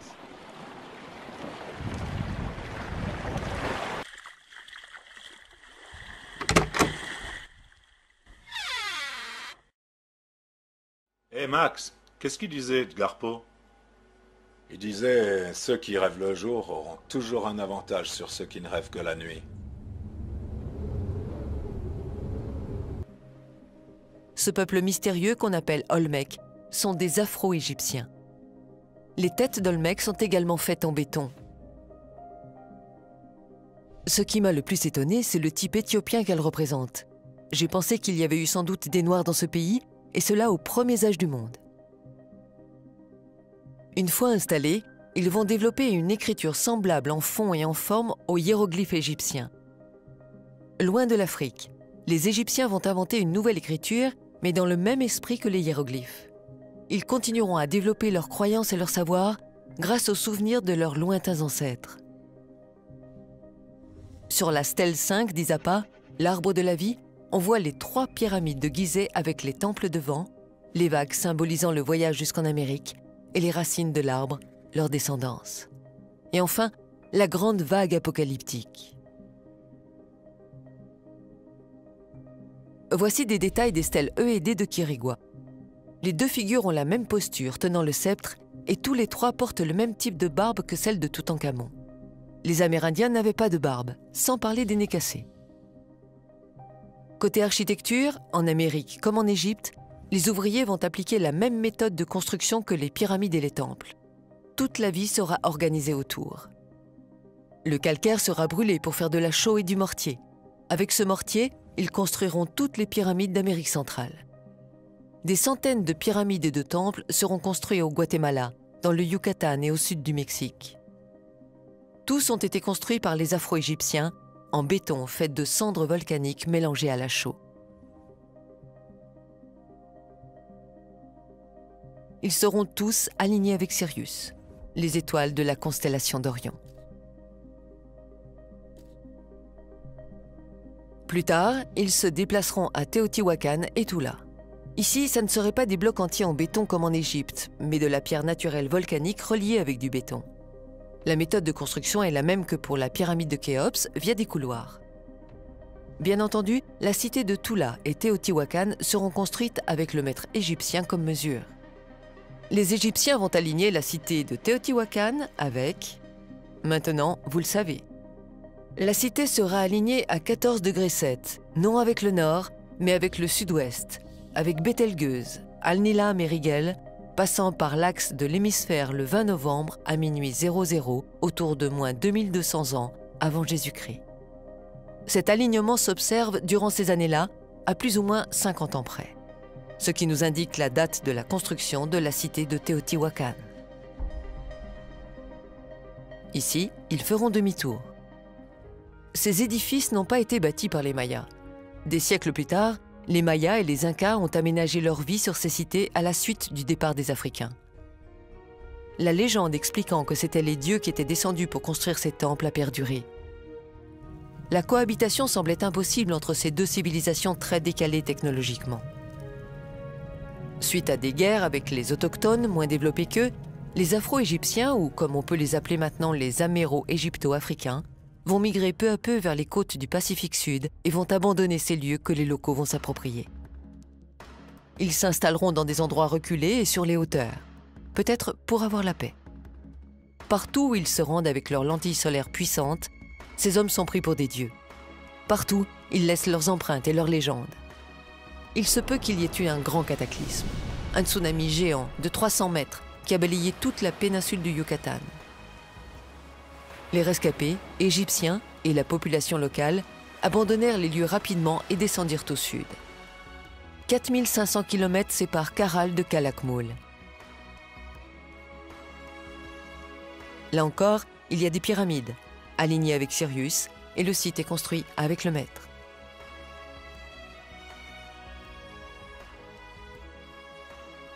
Le voyage se poursuit vers Machu Picchu. Les constructions de Machu Picchu fascinent tout le monde. Tout le site a été édifié en andésite et en granit coulé, fondu en lave grâce aux lentilles solaires. Il faudrait mesurer si on trouvait la coudée royale égyptienne. Aucune pierre des magnifiques murs des sites d'Ollantaytambo, Pisac, Cusco ou de Sacsayhuaman n'ont été taillées. Ces sites ont été construits par les Afro-Égyptiens avec les lentilles solaires. Après leur départ, les Incas continueront de les entretenir, mais avec une technique rudimentaire. L'écart technologique est flagrant. Le temple du soleil, Coricancha, un chef-d'œuvre, est également réalisé en pierre volcanique andésite fondue. Là aussi, une surprise vous attend. Au Pérou, donc dans la ville de Cusco, il y a un temple qui s'appelle le Coricancha. Et ce temple, c'est un temple majeur. Et j'ai mesuré les dimensions de ce temple. La largeur du temple, c'est 10 mètres. Et l'épaisseur des murs, c'est 1 mètre pour chacun des murs. Ce qui fait qu'à l'intérieur, on a une enceinte dont la largeur intérieure est de 8 mètres. Donc on a l'unité métrique également sur ce temple au Pérou, de l'autre côté de l'océan Atlantique. Voici comment raisonnent les Égyptiens. Pi sera divisé par les 10 premiers nombres entiers. Ils vont utiliser le nombre entier 7. Pi divisé par 7 égale 44,8 pour faire ces niches. Ceci sera la base de la niche. Sur cette base, ils établissent le rectangle d'or. La base sera divisée par 7. On enlève ce résultat de la mesure du haut de la niche. Voici la forme de la niche qui sera réalisée, le tout en centimètres. L'erreur est de plus ou moins 2 mm.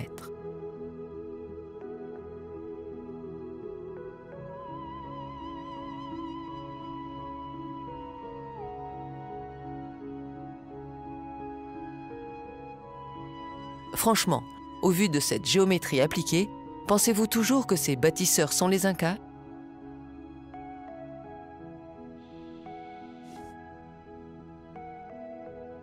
Par hasard, sur le chemin, il tombe sur une grotte avec des dimensions sacrées.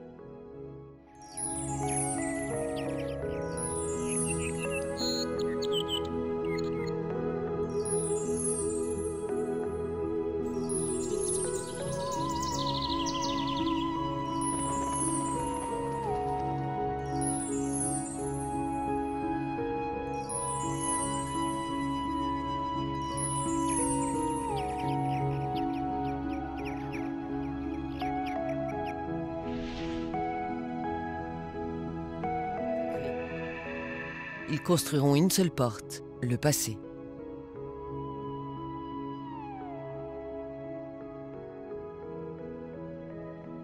On remarque sur les pierres des traces de l'empreinte d'un objet tiers qui a été posé au moment du coulage.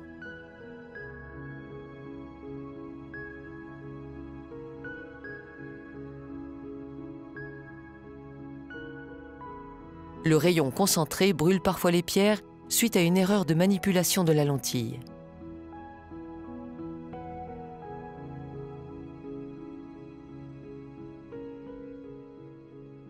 Les Afro-Égyptiens descendirent de plus en plus vers le sud. Leur migration se poursuit vers la région de Titicaca. La même technique a été utilisée à Tiwanaku, les portes du soleil et le temple de Kalasasaya. De l'andésite fondu en lave puis versé dans des moules. La théorie soutenue par certains chercheurs expliquant que les pierres ont été fondues puis vitrifiées par un plasma solaire est fausse, puisque les alentours n'ont pas été touchés. Joseph Davidovits publie en 2018 les analyses chimiques des pierres des portes du soleil à Tiwanaku et à Pumapunku. Nous sommes arrivés à la conclusion suivante. L'échantillon extrait de la pierre de grès rouge du monument de Pumapunku montre qu'un fluide ferreux rouge sert de liant.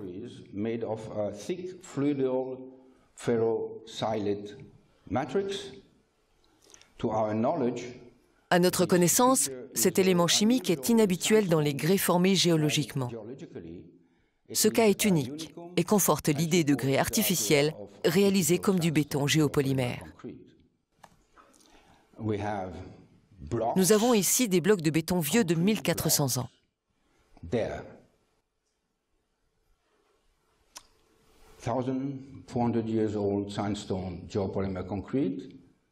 De plus, il y a des éléments plus petits qui se trouvent là et qui forment une structure comme un puzzle.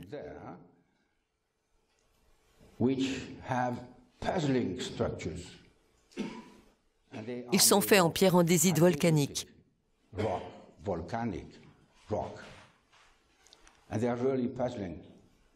D'une dureté Mohs entre 6 et 7, aussi dure que du quartz.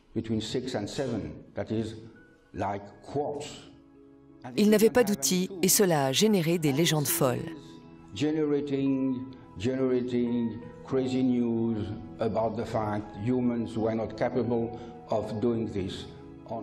Les humains étaient incapables de réaliser cela, seuls les extraterrestres et les super-civilisations le pouvaient. Quand vous voyagez au Pérou ou en Bolivie, c'est ce que les guides touristiques vous racontent.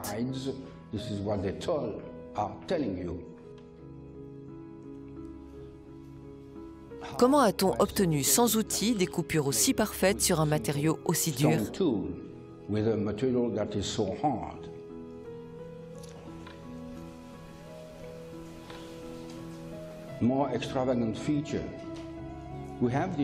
Nous avons cette petite pierre qui contient 20 trous percés avec précision ayant 30 cm de profondeur.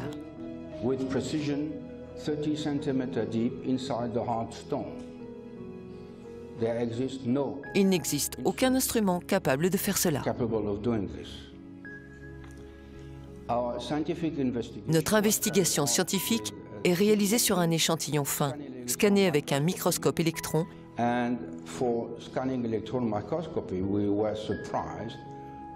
Et nous sommes surpris de trouver des éléments comme ceci.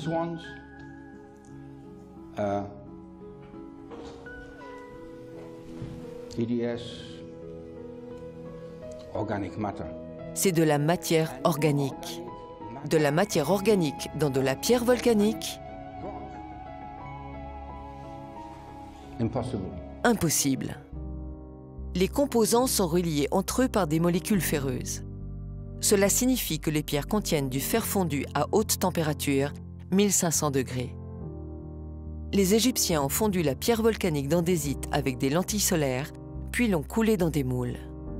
Ces pierres-là ont été coulées dans un seul et unique coffrage. Tout autour, il n'y a que des volcans. Les pierres des volcans ont servi de matière première. Il y a des traces de pierres fondues partout. Les étranges pierres en forme de hache, parfaitement identiques, qui fascinent les touristes, ont été mesurées. Elles sont également faites d'andésite fondue grâce aux lentilles solaires.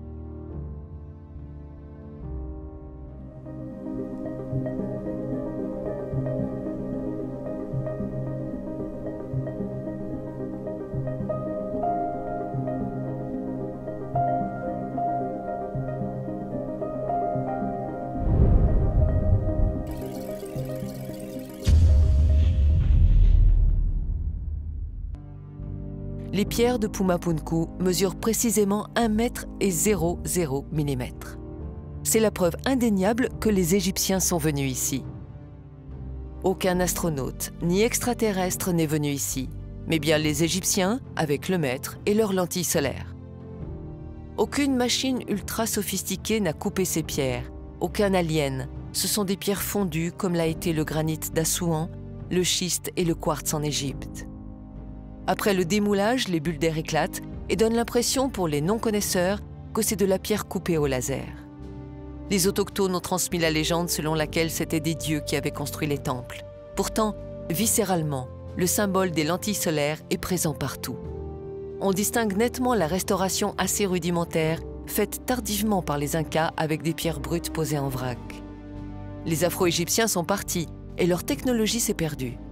Et les locaux retournent à l'âge de pierre. Il y a un site, ou plutôt un chantier extraordinaire, nommé Fort de Samaipata en Bolivie. Ici, ils ont fondu la roche de grès rouge pour réaliser une grande diversité de formes, d'animaux, de niches et de canaux. Ils remontent vers Nazca. Tu arriveras sur une plaine où tu verras des animaux gigantesques dessinés au sol, les plus grands dessins sur Terre. C'est à cet endroit que se trouvera le chemin pour traverser la grande étendue d'eau. Là-bas, tu suis les 2 lignes parallèles. À l'époque, le niveau des océans était environ 100 à 150 mètres plus bas qu'aujourd'hui. Des centaines d'îles surgissent au passage. Voici le paysage tel qu'il était il y a quelques milliers d'années. Les Afro-Égyptiens ne devaient être guère plus qu'1 ou 2 milliers. Ils vont prendre la décision de quitter la Terre pour aller vers ces îles. Depuis la côte de Nazca, ils ont traversé 80 à 100 km et atteint la première île. Ensuite, ils ont voyagé d'île en île pour arriver à l'île de Pâques.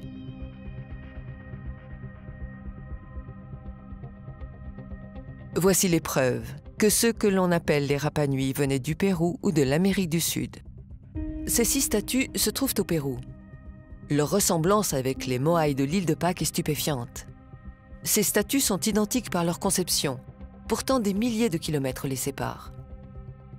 Au temple de Kalasasaya, on trouve une statue anthropomorphe rappelant un Moai de l'île de Pâques. L'Australien Alan Carroll, en se basant sur une bonne connaissance des langues incas, a décrypté les tablettes Rongo-Rongo. En 1892, il publiera au journal Polynesian Society la traduction d'une tablette en expliquant la méthode. Il arrivera à la conclusion que les scribes qui ont écrit ces tablettes venaient d'Amérique du Sud. Il s'agit en résumé d'un récit de guerre et de disputes entre les clans. Catherine Routledge organisera une expédition à l'île de Pâques et déterrera 2 statues Moai. Mais on ne sait pas ce qu'elle a découvert réellement. Les Moai furent aussitôt enterrés et depuis, plus personne n'a eu le droit de déterrer une statue. Y a-t-il des inscriptions révélatrices? Des Moai taillés et déplacés avec des cordes C'est aussi fantaisiste que cette image. Ces hommes ne viennent pas seulement d'Amérique du Sud, mais ils sont d'origine afro-égyptienne. Ils vont construire sur l'île pas moins de 887 moaïs, toujours selon la même technique. Les statues ont été coulées. Aucun moaï n'a été taillé ou déplacé. Le sel de l'océan, fondu à 600 degrés, aurait été mélangé avec les cendres des volcans et ajouté à du silicate de soude pour fabriquer les moaïs avec la pâte obtenue. Les volcans, ce n'est pas ce qui manque. D'ailleurs, ces cendres sont du ciment naturel calciné à 1500-1800 degrés par les volcans. Je pense que ce sont des pierres en basalte volcanique qui ont fondu grâce aux lentilles solaires. Car pour faire fondre tout ce sel, en plus du silicate de soude, il aurait fallu brûler toutes les palmiers de l'île. Reste à faire des analyses pour déterminer si les statues de moaïs sont faites en béton géopolymère ou andésite fondu en lave ou bien avec du ciment obtenu des lentilles solaires. Le moaï inachevé en andésite fondu et l'obélisque inachevé d'Assouan en granit fondu portent la signature numérique du même artiste. À part les murs en pierre fondue qui ressemblent à ceux du Machu Picchu au Pérou et au temple de Képhren en Égypte, il y a une autre preuve que les Égyptiens ont été sur l'île de Pâques. Le Maître. La chaussée de Aoutongariki, sur laquelle les 15 moaïs sont posés, fait précisément 100 mètres. La grande chaussée entière mesure 220 mètres. Les bâtisseurs de ces monuments ont déployé le Maître jusqu'au bout du monde. Il est inconcevable qu'une population d'indigènes sur une île perdue au bout du monde ait eu besoin d'utiliser le Maître et qu'il l'ait découvert. Il y a une ligne droite et précise qui part du bord de la côte vers l'intérieur des terres.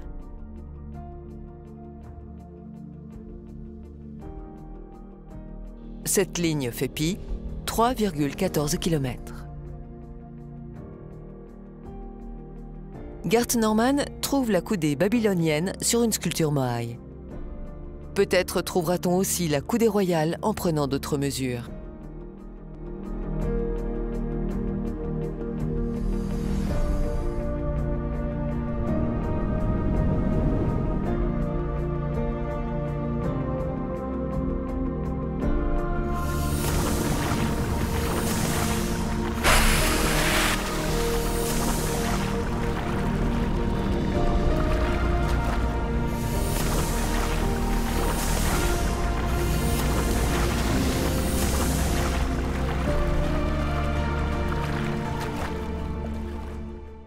Au fil des années, les Égyptiens feront le tour du monde plusieurs fois.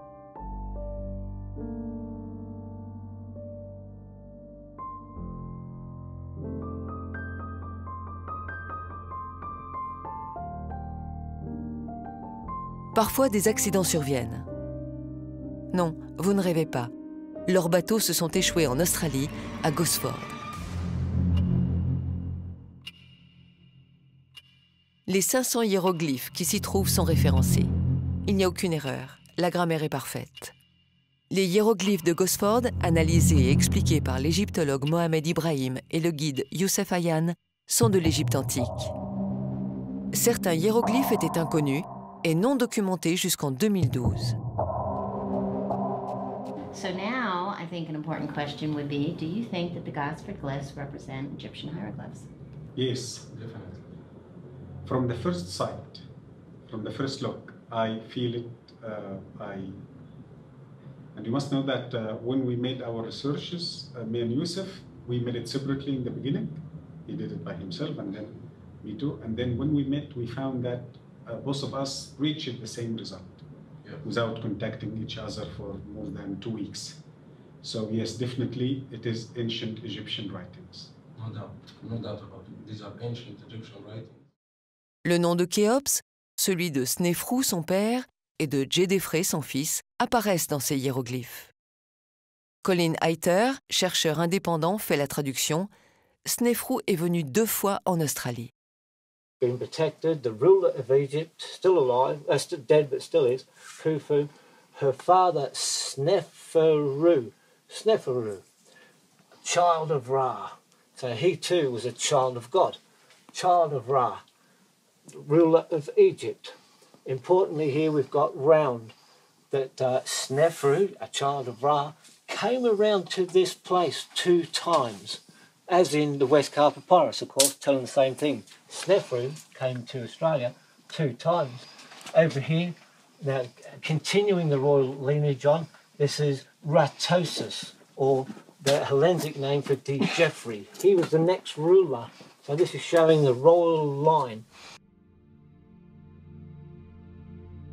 Ce cartouche de Djedefre, écrit précisément de cette manière, on ne le voit nulle part dans le monde, seulement à 2 endroits, ici à Gosford et à Gizeh, dans le fossé du bateau de Khéops. Il est découvert pour la première fois en 1956. Cet autre hiéroglyphe existe également à 2 endroits sur Terre, Gosford et Assouan. Hayter fait également le lien avec le fameux papyrus de Westcar, les magiciens à la cour du roi Khéops. G'day Australia, hello world, I'm Cole. Welcome to this magnificent backdrop you see behind me, the Gosford glyphs. The names in the Westcar Papyrus, Djeffor, Sneferu, Didi, Rastosis or Djeffrey, Khufu and Snefru, all these names written in the Westcar Papyrus. All these names here on the Gosford glyphs. And when we put them both together, you'll find we have a perfect match. The 1, 2, 3, 4, 5, 6 names and an address in the Westcar Papyrus, here they are at the Gosford glyphs. C'est le récit du marin Nedj Sobed qui a survécu à un accident où 2 bateaux se sont retournés. Beaucoup de marins de l'équipage y ont perdu la vie. Mais quel est le communiqué officiel des égyptologues? Ces hiéroglyphes datent-ils de l'époque de l'Égypte ancienne ou du XXe siècle? Un excellent connaisseur des hiéroglyphes égyptiens s'est-il amusé en Australie à inventer une histoire? Sont-elles authentiques ou sont-elles fausses? Aucun communiqué officiel n'est fait sur ce sujet, ni pour l'approuver, ni pour le rejeter.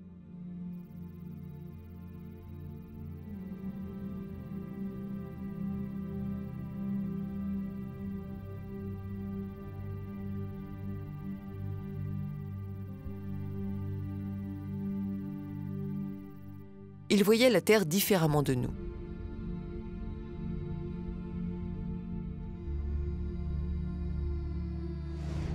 Dans ce dessin de la première dynastie Nagada, une carte de la Terre est représentée.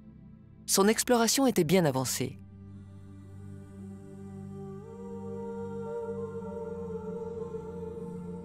L'exploration de la planète se déroulera aussi de l'autre côté.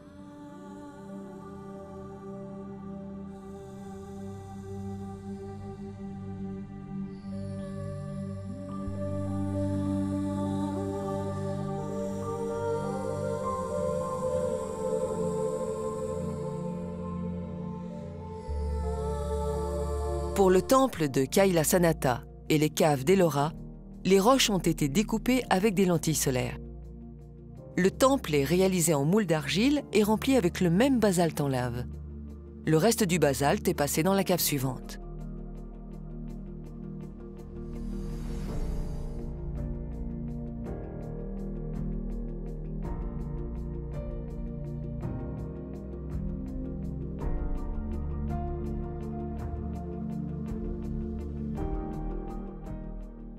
Voici l'une des plus grandes statues antiques du monde en granit blanc, 1000 tonnes. Il n'y a pas de granit blanc dans la colline et les alentours. La même technique est déployée ici, comme en Égypte pour les statues.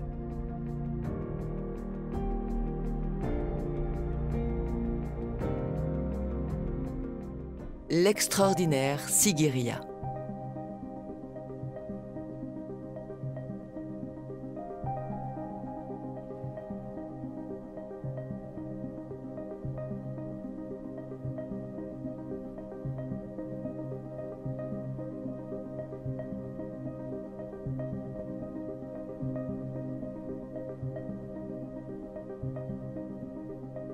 Il n'y a aucun escalier ancien depuis le sol pour y accéder. Le premier escalier métallique a été installé en 1900 et n'allait pas jusqu'en haut. Comment les travailleurs ont-ils pu accéder? Et comment ont-ils pu transporter le matériel et la nourriture?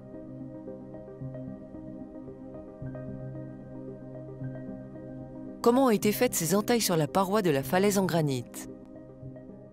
Huge rocks placed all around and have the most bizarre tool marks which cannot be explained. For example, look at this rock. It literally has hundreds of small cubes cut out of it. And on the top, we even have a larger cube cut out as though someone wanted to sit there. This is not just a theory. We have actual evidence in front of our eyes. Look here, we don't see individual chisel marks. We see long, snake-like, winding tool marks, which are continuous. This tool mark reminds us of scooping ice cream out of a container. Ancient builders must have used a similar technology to scoop out granite like ice cream. Comment 3 millions de briques en grès rouge ont été montées? À Sigiriya, la roche a été découpée de côté pour lui donner la forme qu'on voit aujourd'hui.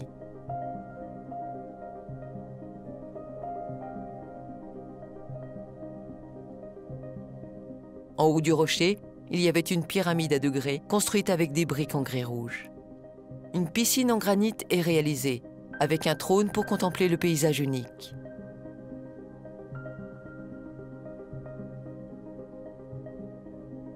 Les jardins ont été construits avec le mètre, le triangle sacré et le rectangle d'or.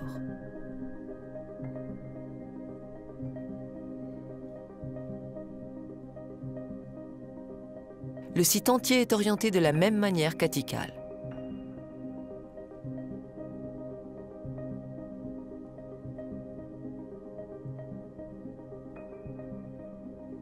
Près de la ville de Gaya, en Inde, se trouve un lieu appelé Barabar. Les Égyptiens vont construire ici les incroyables grottes de granit. Voici comment les fameuses grottes de Barabar ont été réalisées. Un moule en argile est préparé sur place. L'agencement est fait précisément au millimètre près à l'extérieur. Une fois le moulage achevé, il coule le granit en lave avec les lentilles solaires disposées au-dessus. Le granit se refroidit et durcit.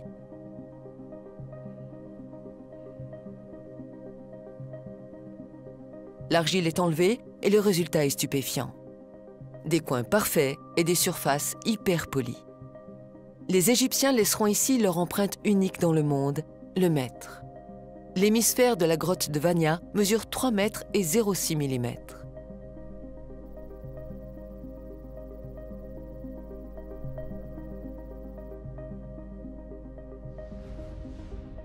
Les temples d'Angkor Wat sont construits avec le mètre et alignés avec l'équinoxe.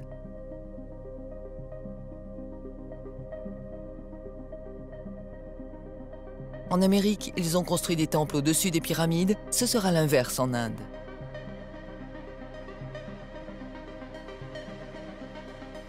Pour que l'éblouissement soit complet, à 360 degrés, voici la pyramide de Suku qui se trouve au sud de l'Indonésie. Sa géométrie est la même que celle de Khéops et de Tikal.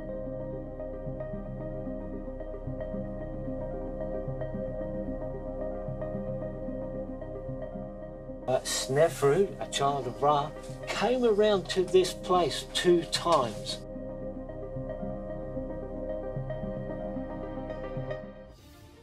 Imaginez que l'on trouve une tour Eiffel en Australie qui date de la même époque que Gustave Eiffel. Selon les documents, Gustave Eiffel n'a jamais voyagé en Australie. Au cas où on ne trouve aucun indice, il est légitime d'en attribuer la paternité à Gustave Eiffel et de l'appeler la tour Eiffel d'Australie. Jusqu'à preuve du contraire.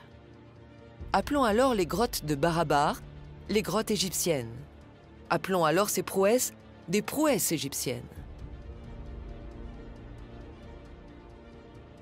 Les prouesses des Afro-Égyptiens paraissent incroyables. Il paraît insensé qu'ils aient pu réaliser tout cela à travers le monde, qu'ils aient pu voyager ainsi.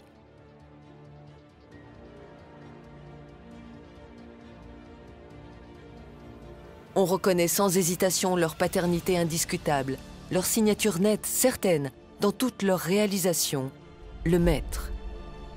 Le maître, mais aussi les techniques sophistiquées pour fondre le granit, fabriquer le béton, utiliser la géométrie sacrée et les constantes pi, phi et la coudée royale. Les Égyptiens n'ont pas disparu.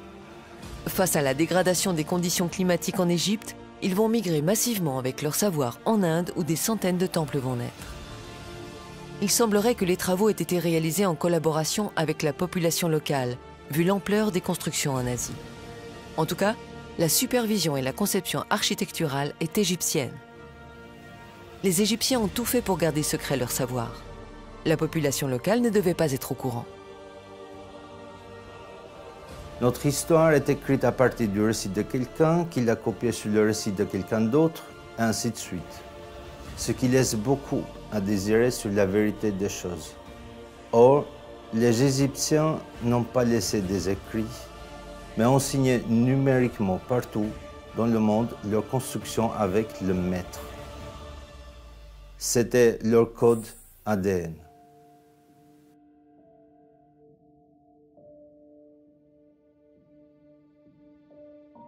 L'hypothèse est qu'à ce moment-là, l'apocalypse se produit. Aux alentours de moins 2100 avant Jésus-Christ. Un tremblement de terre très puissant. Le continent au milieu de l'Atlantique, l'Atlantide de Platon s'écroule. Des tsunamis gigantesques s'élèvent. En Amérique centrale, des villes entières sont balayées par les vagues en quelques minutes. L'Égypte entière sera mise à terre par ce tremblement, ce qui a fait tomber les revêtements en granit de la pyramide de Mykérinos. Le papyrus d'Ipuwer décrit un paysage apocalyptique. Toute bonne chose a disparu. Il ne reste pas le noir de l'ongle.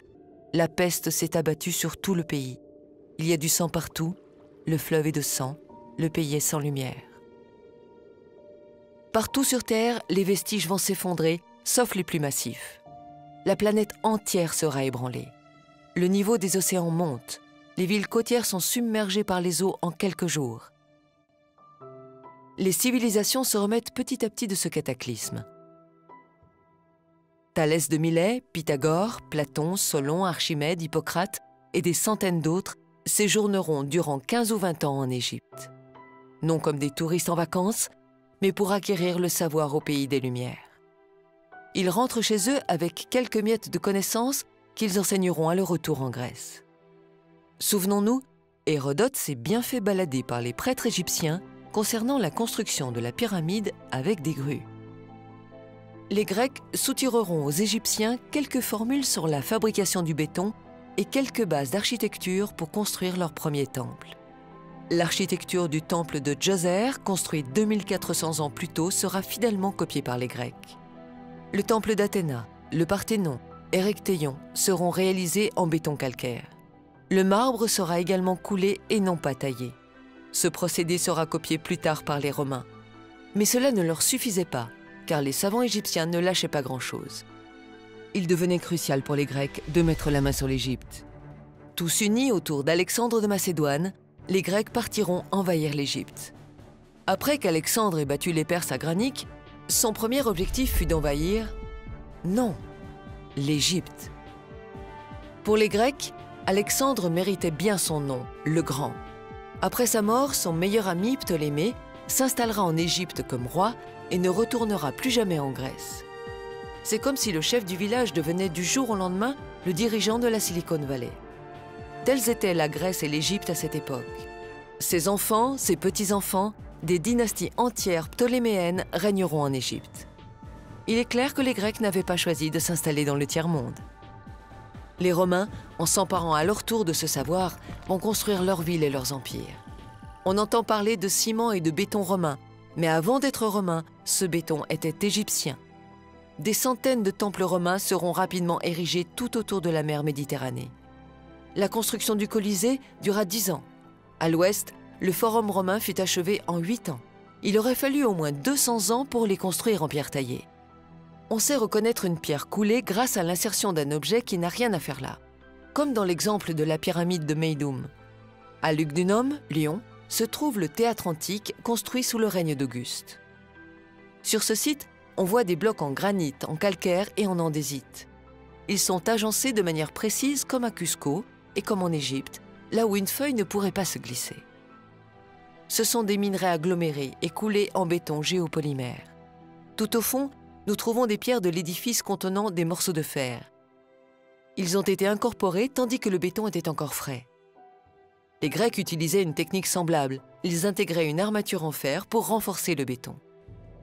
Voici Baalbek, dont les immenses pierres font couler tant d'encre. Ces fameuses pierres n'appartiennent pas à des civilisations antérieures lointaines. Les pierres de Baalbek font partie du temple. Elles ont été coulées sur place par les Romains, comme le reste du temple. Elles n'ont pas été taillées, ni déplacées. 600 mètres plus bas se trouve la pierre de la femme enceinte. En dessous et à côté, il y a 2 autres pierres de la même taille en béton de calcaire.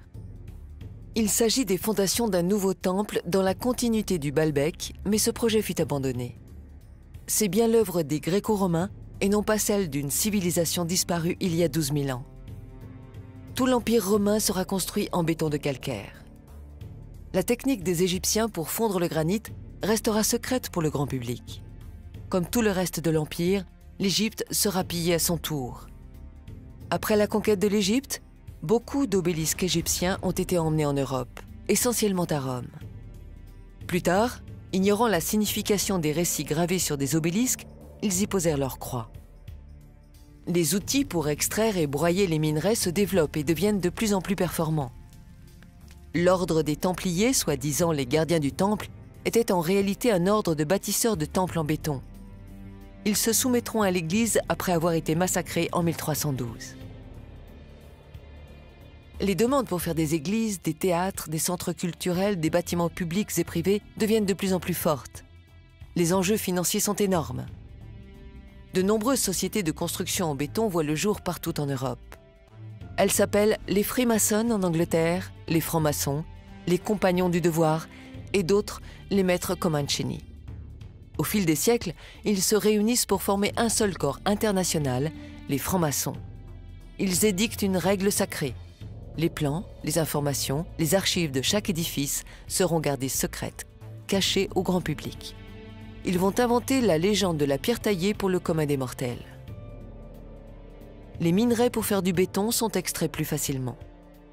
La composition des mélanges s'améliore et le processus d'extraction du calcaire, le broyage, la fabrication de la chaux s'industrialise petit à petit. L'Église, donc le Vatican, passera des commandes pour faire des basiliques et des cathédrales et les francs-maçons les construiront en béton. Tout le monde est gagnant. L'Église va propager la légende de la pierre taillée, faite de la souffrance et de la sueur des fidèles. Des milliers de fidèles portés par leur foi immense qui ont taillé des pierres pour la gloire de la Sainte Église. Quand nous visitons ces monuments, nous sommes à la fois émerveillés, mais aussi dubitatifs, avec un sentiment que quelque chose ne tourne pas rond. En fait, les bâtisseurs n'ont pas autant souffert en taillant des pierres que ce qu'on peut imaginer. Ce ne sont pas des fidèles de l'Église qui les ont construites, mais bel et bien des équipes spécialisées et organisées connaissant l'architecture et le béton. Les francs-maçons coulèrent non seulement du béton pour l'Église, mais aussi pour des rois, des ducs, des comtes, pour différents royaumes, petits ou grands, et toutes sortes d'édifices. Le commanditaire le plus important de l'époque était le Vatican. Une autre manière de distinguer une pierre taillée d'une pierre coulée, c'est l'empreinte du tissu. Les maçons utilisaient des tissus en lin pour que le béton puisse se détacher facilement du coffrage. On trouve ces empreintes dans tous les édifices. Ces marques sont visibles sur les premières assises, c'est-à-dire les premières pierres posées au début de la construction. Parfois, ils faisaient des mélanges avec des coquillages, à la manière des anciens Égyptiens. Le béton coulait à flot partout en Europe et dans le monde. Il suffit d'observer les premières assises des édifices pour comprendre qu'il n'y a jamais eu de pierre taillée. Le béton égyptien n'était pas uniquement utilisé pour les églises, mais pour toutes les infrastructures. De 1700 à 1900 seront réalisées des centaines de cathédrales, des milliers de ponts, d'immeubles publics et privés dans toutes les villes d'Europe. La basilique de Fourvière à Lyon est un exemple de différents mélanges. Nous trouvons ici toutes sortes de béton, même le granit est coulé. Ne cherchez pas, il n'y a aucun document sur sa réalisation. Le livre touristique dit explicitement que la basilique est réalisée en pierre de taille. pierre de taille ou pierre taillée, cette subtile différence laisse place à une confusion de langage. Il n'y a aucune photo montrant le transport des pierres ou leur élévation. Nous sommes dans l'ère de l'immobilier et du béton. Parallèlement, il est important de maintenir le mythe de la pierre taillée. Les francs-maçons vont garder ce secret pendant des centaines d'années. Une dernière visite. J'avais entendu dire que la cathédrale de Clermont-Ferrand était construite avec des pierres noires volcaniques taillées, issues des alentours. Je me suis rendu sur place. Après un examen rapide, j'ai constaté que ces pierres avaient également été coulées. J'ai observé les premières assises, les empreintes de tissu. Tout a été coulé. J'ai décidé d'arrêter de chercher des pierres taillées. Il n'y en a pas. Certes, la cathédrale est indiscutablement construite en pierre, mais ce sont des pierres artificielles et non pas des pierres taillées. Ceci est la véritable histoire de la pierre philosophale dont on entend si souvent parler. L'être humain se substitue à la nature en créant sans effort des pierres qui expriment la complexité de la chimie et révèlent les dimensions universelles. Un savoir gardé et transmis discrètement. L'emploi de la géométrie sacrée dans la construction issue du savoir égyptien sera préservé et transmis en secret. Seuls quelques architectes initiés auront le privilège d'y accéder. Les maçons appliqueront l'architecture sacrée et la pensée égyptienne en intégrant les constantes universelles dans tous les édifices. Les architectes des cathédrales vont déployer le mètre, pi, le nombre d'or et la coudée royale. Si on fait des mesures dans les églises et les cathédrales, on retrouve partout ces unités. Pour conclure, les francs-maçons n'ont jamais été des tailleurs de pierre, mais bien un corps de constructeurs, architectes, chimistes et mathématiciens qui utilisaient le béton. Ce n'est pas un hasard. Il s'agit bien du plan de temple d'Amon-Ré à Luxor, répliqué avec fidélité au Louvre et dans les jardins des Tuileries en plein cœur de Paris. Pourquoi la civilisation égyptienne a-t-elle disparu? Ils n'ont pas disparu, mais une partie migrera en Inde dans un climat plus doux. Ceux qui sont restés sur place ont préservé le secret de leur savoir, mais leur pacifisme leur a été fatal. Ils n'avaient pas développé d'armée puissante. Tous ceux qui visitaient l'Égypte repartaient éblouis par le pays des Lumières. Au fil des siècles, le savoir d'Imhotep et des Égyptiens s'échappera et se propagera à travers le monde entier.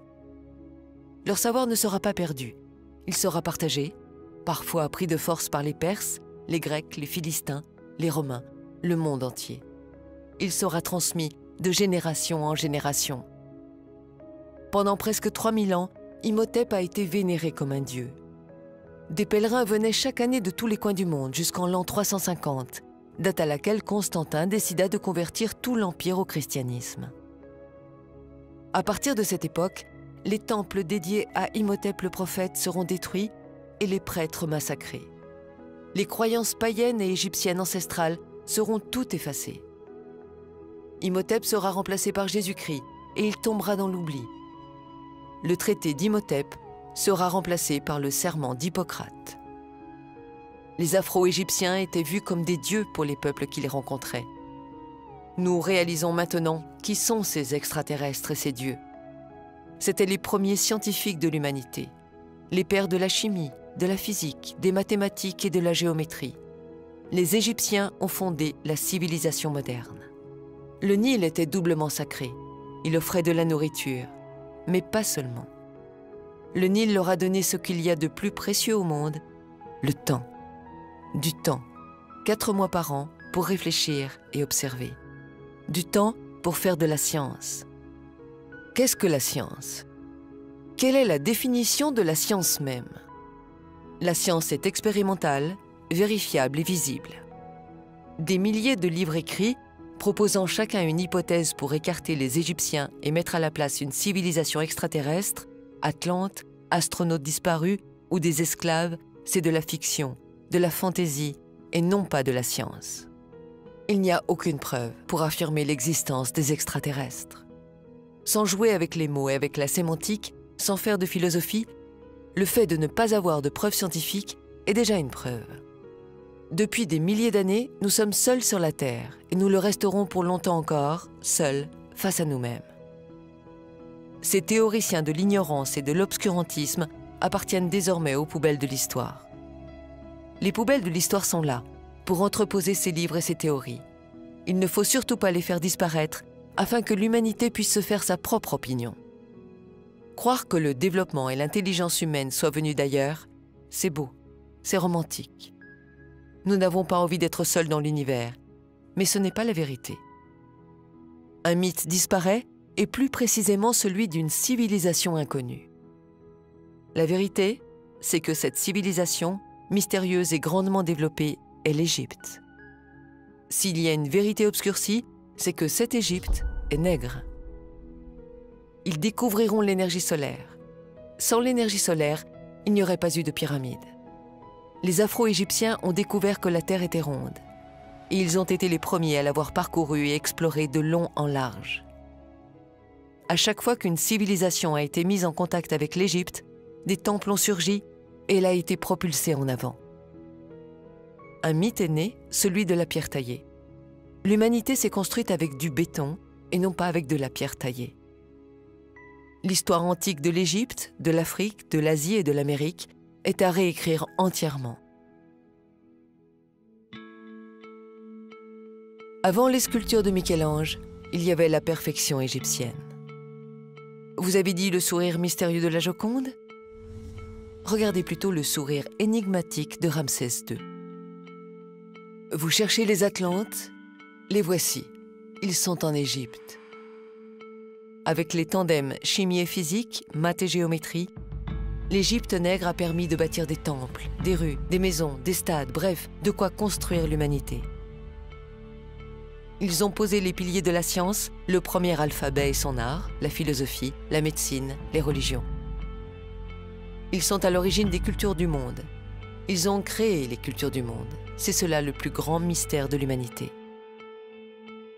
Là où ils mettaient les pieds pour se reposer, ils bâtissaient un temple et plus tard une ville était née. Posons la bonne question. Devait-on en finir avec le mystère des pyramides entretenues par certains égyptologues? L'Égypte a une tâche importante, celle de préserver le berceau de l'humanité. Il est du devoir de tous les pays de l'aider, car si vous n'avez pas de passé, vous n'aurez pas de futur. Imhotep a été le plus grand scientifique de l'humanité. Et les nègres d'Afrique ont donné leur savoir, la chimie, l'architecture, la géométrie, les mathématiques à tous les autres peuples. Et en retour, qu'a-t-elle reçu en récompense? Des siècles d'esclavage, de souffrance, la misère, les massacres, et ça n'en finit pas.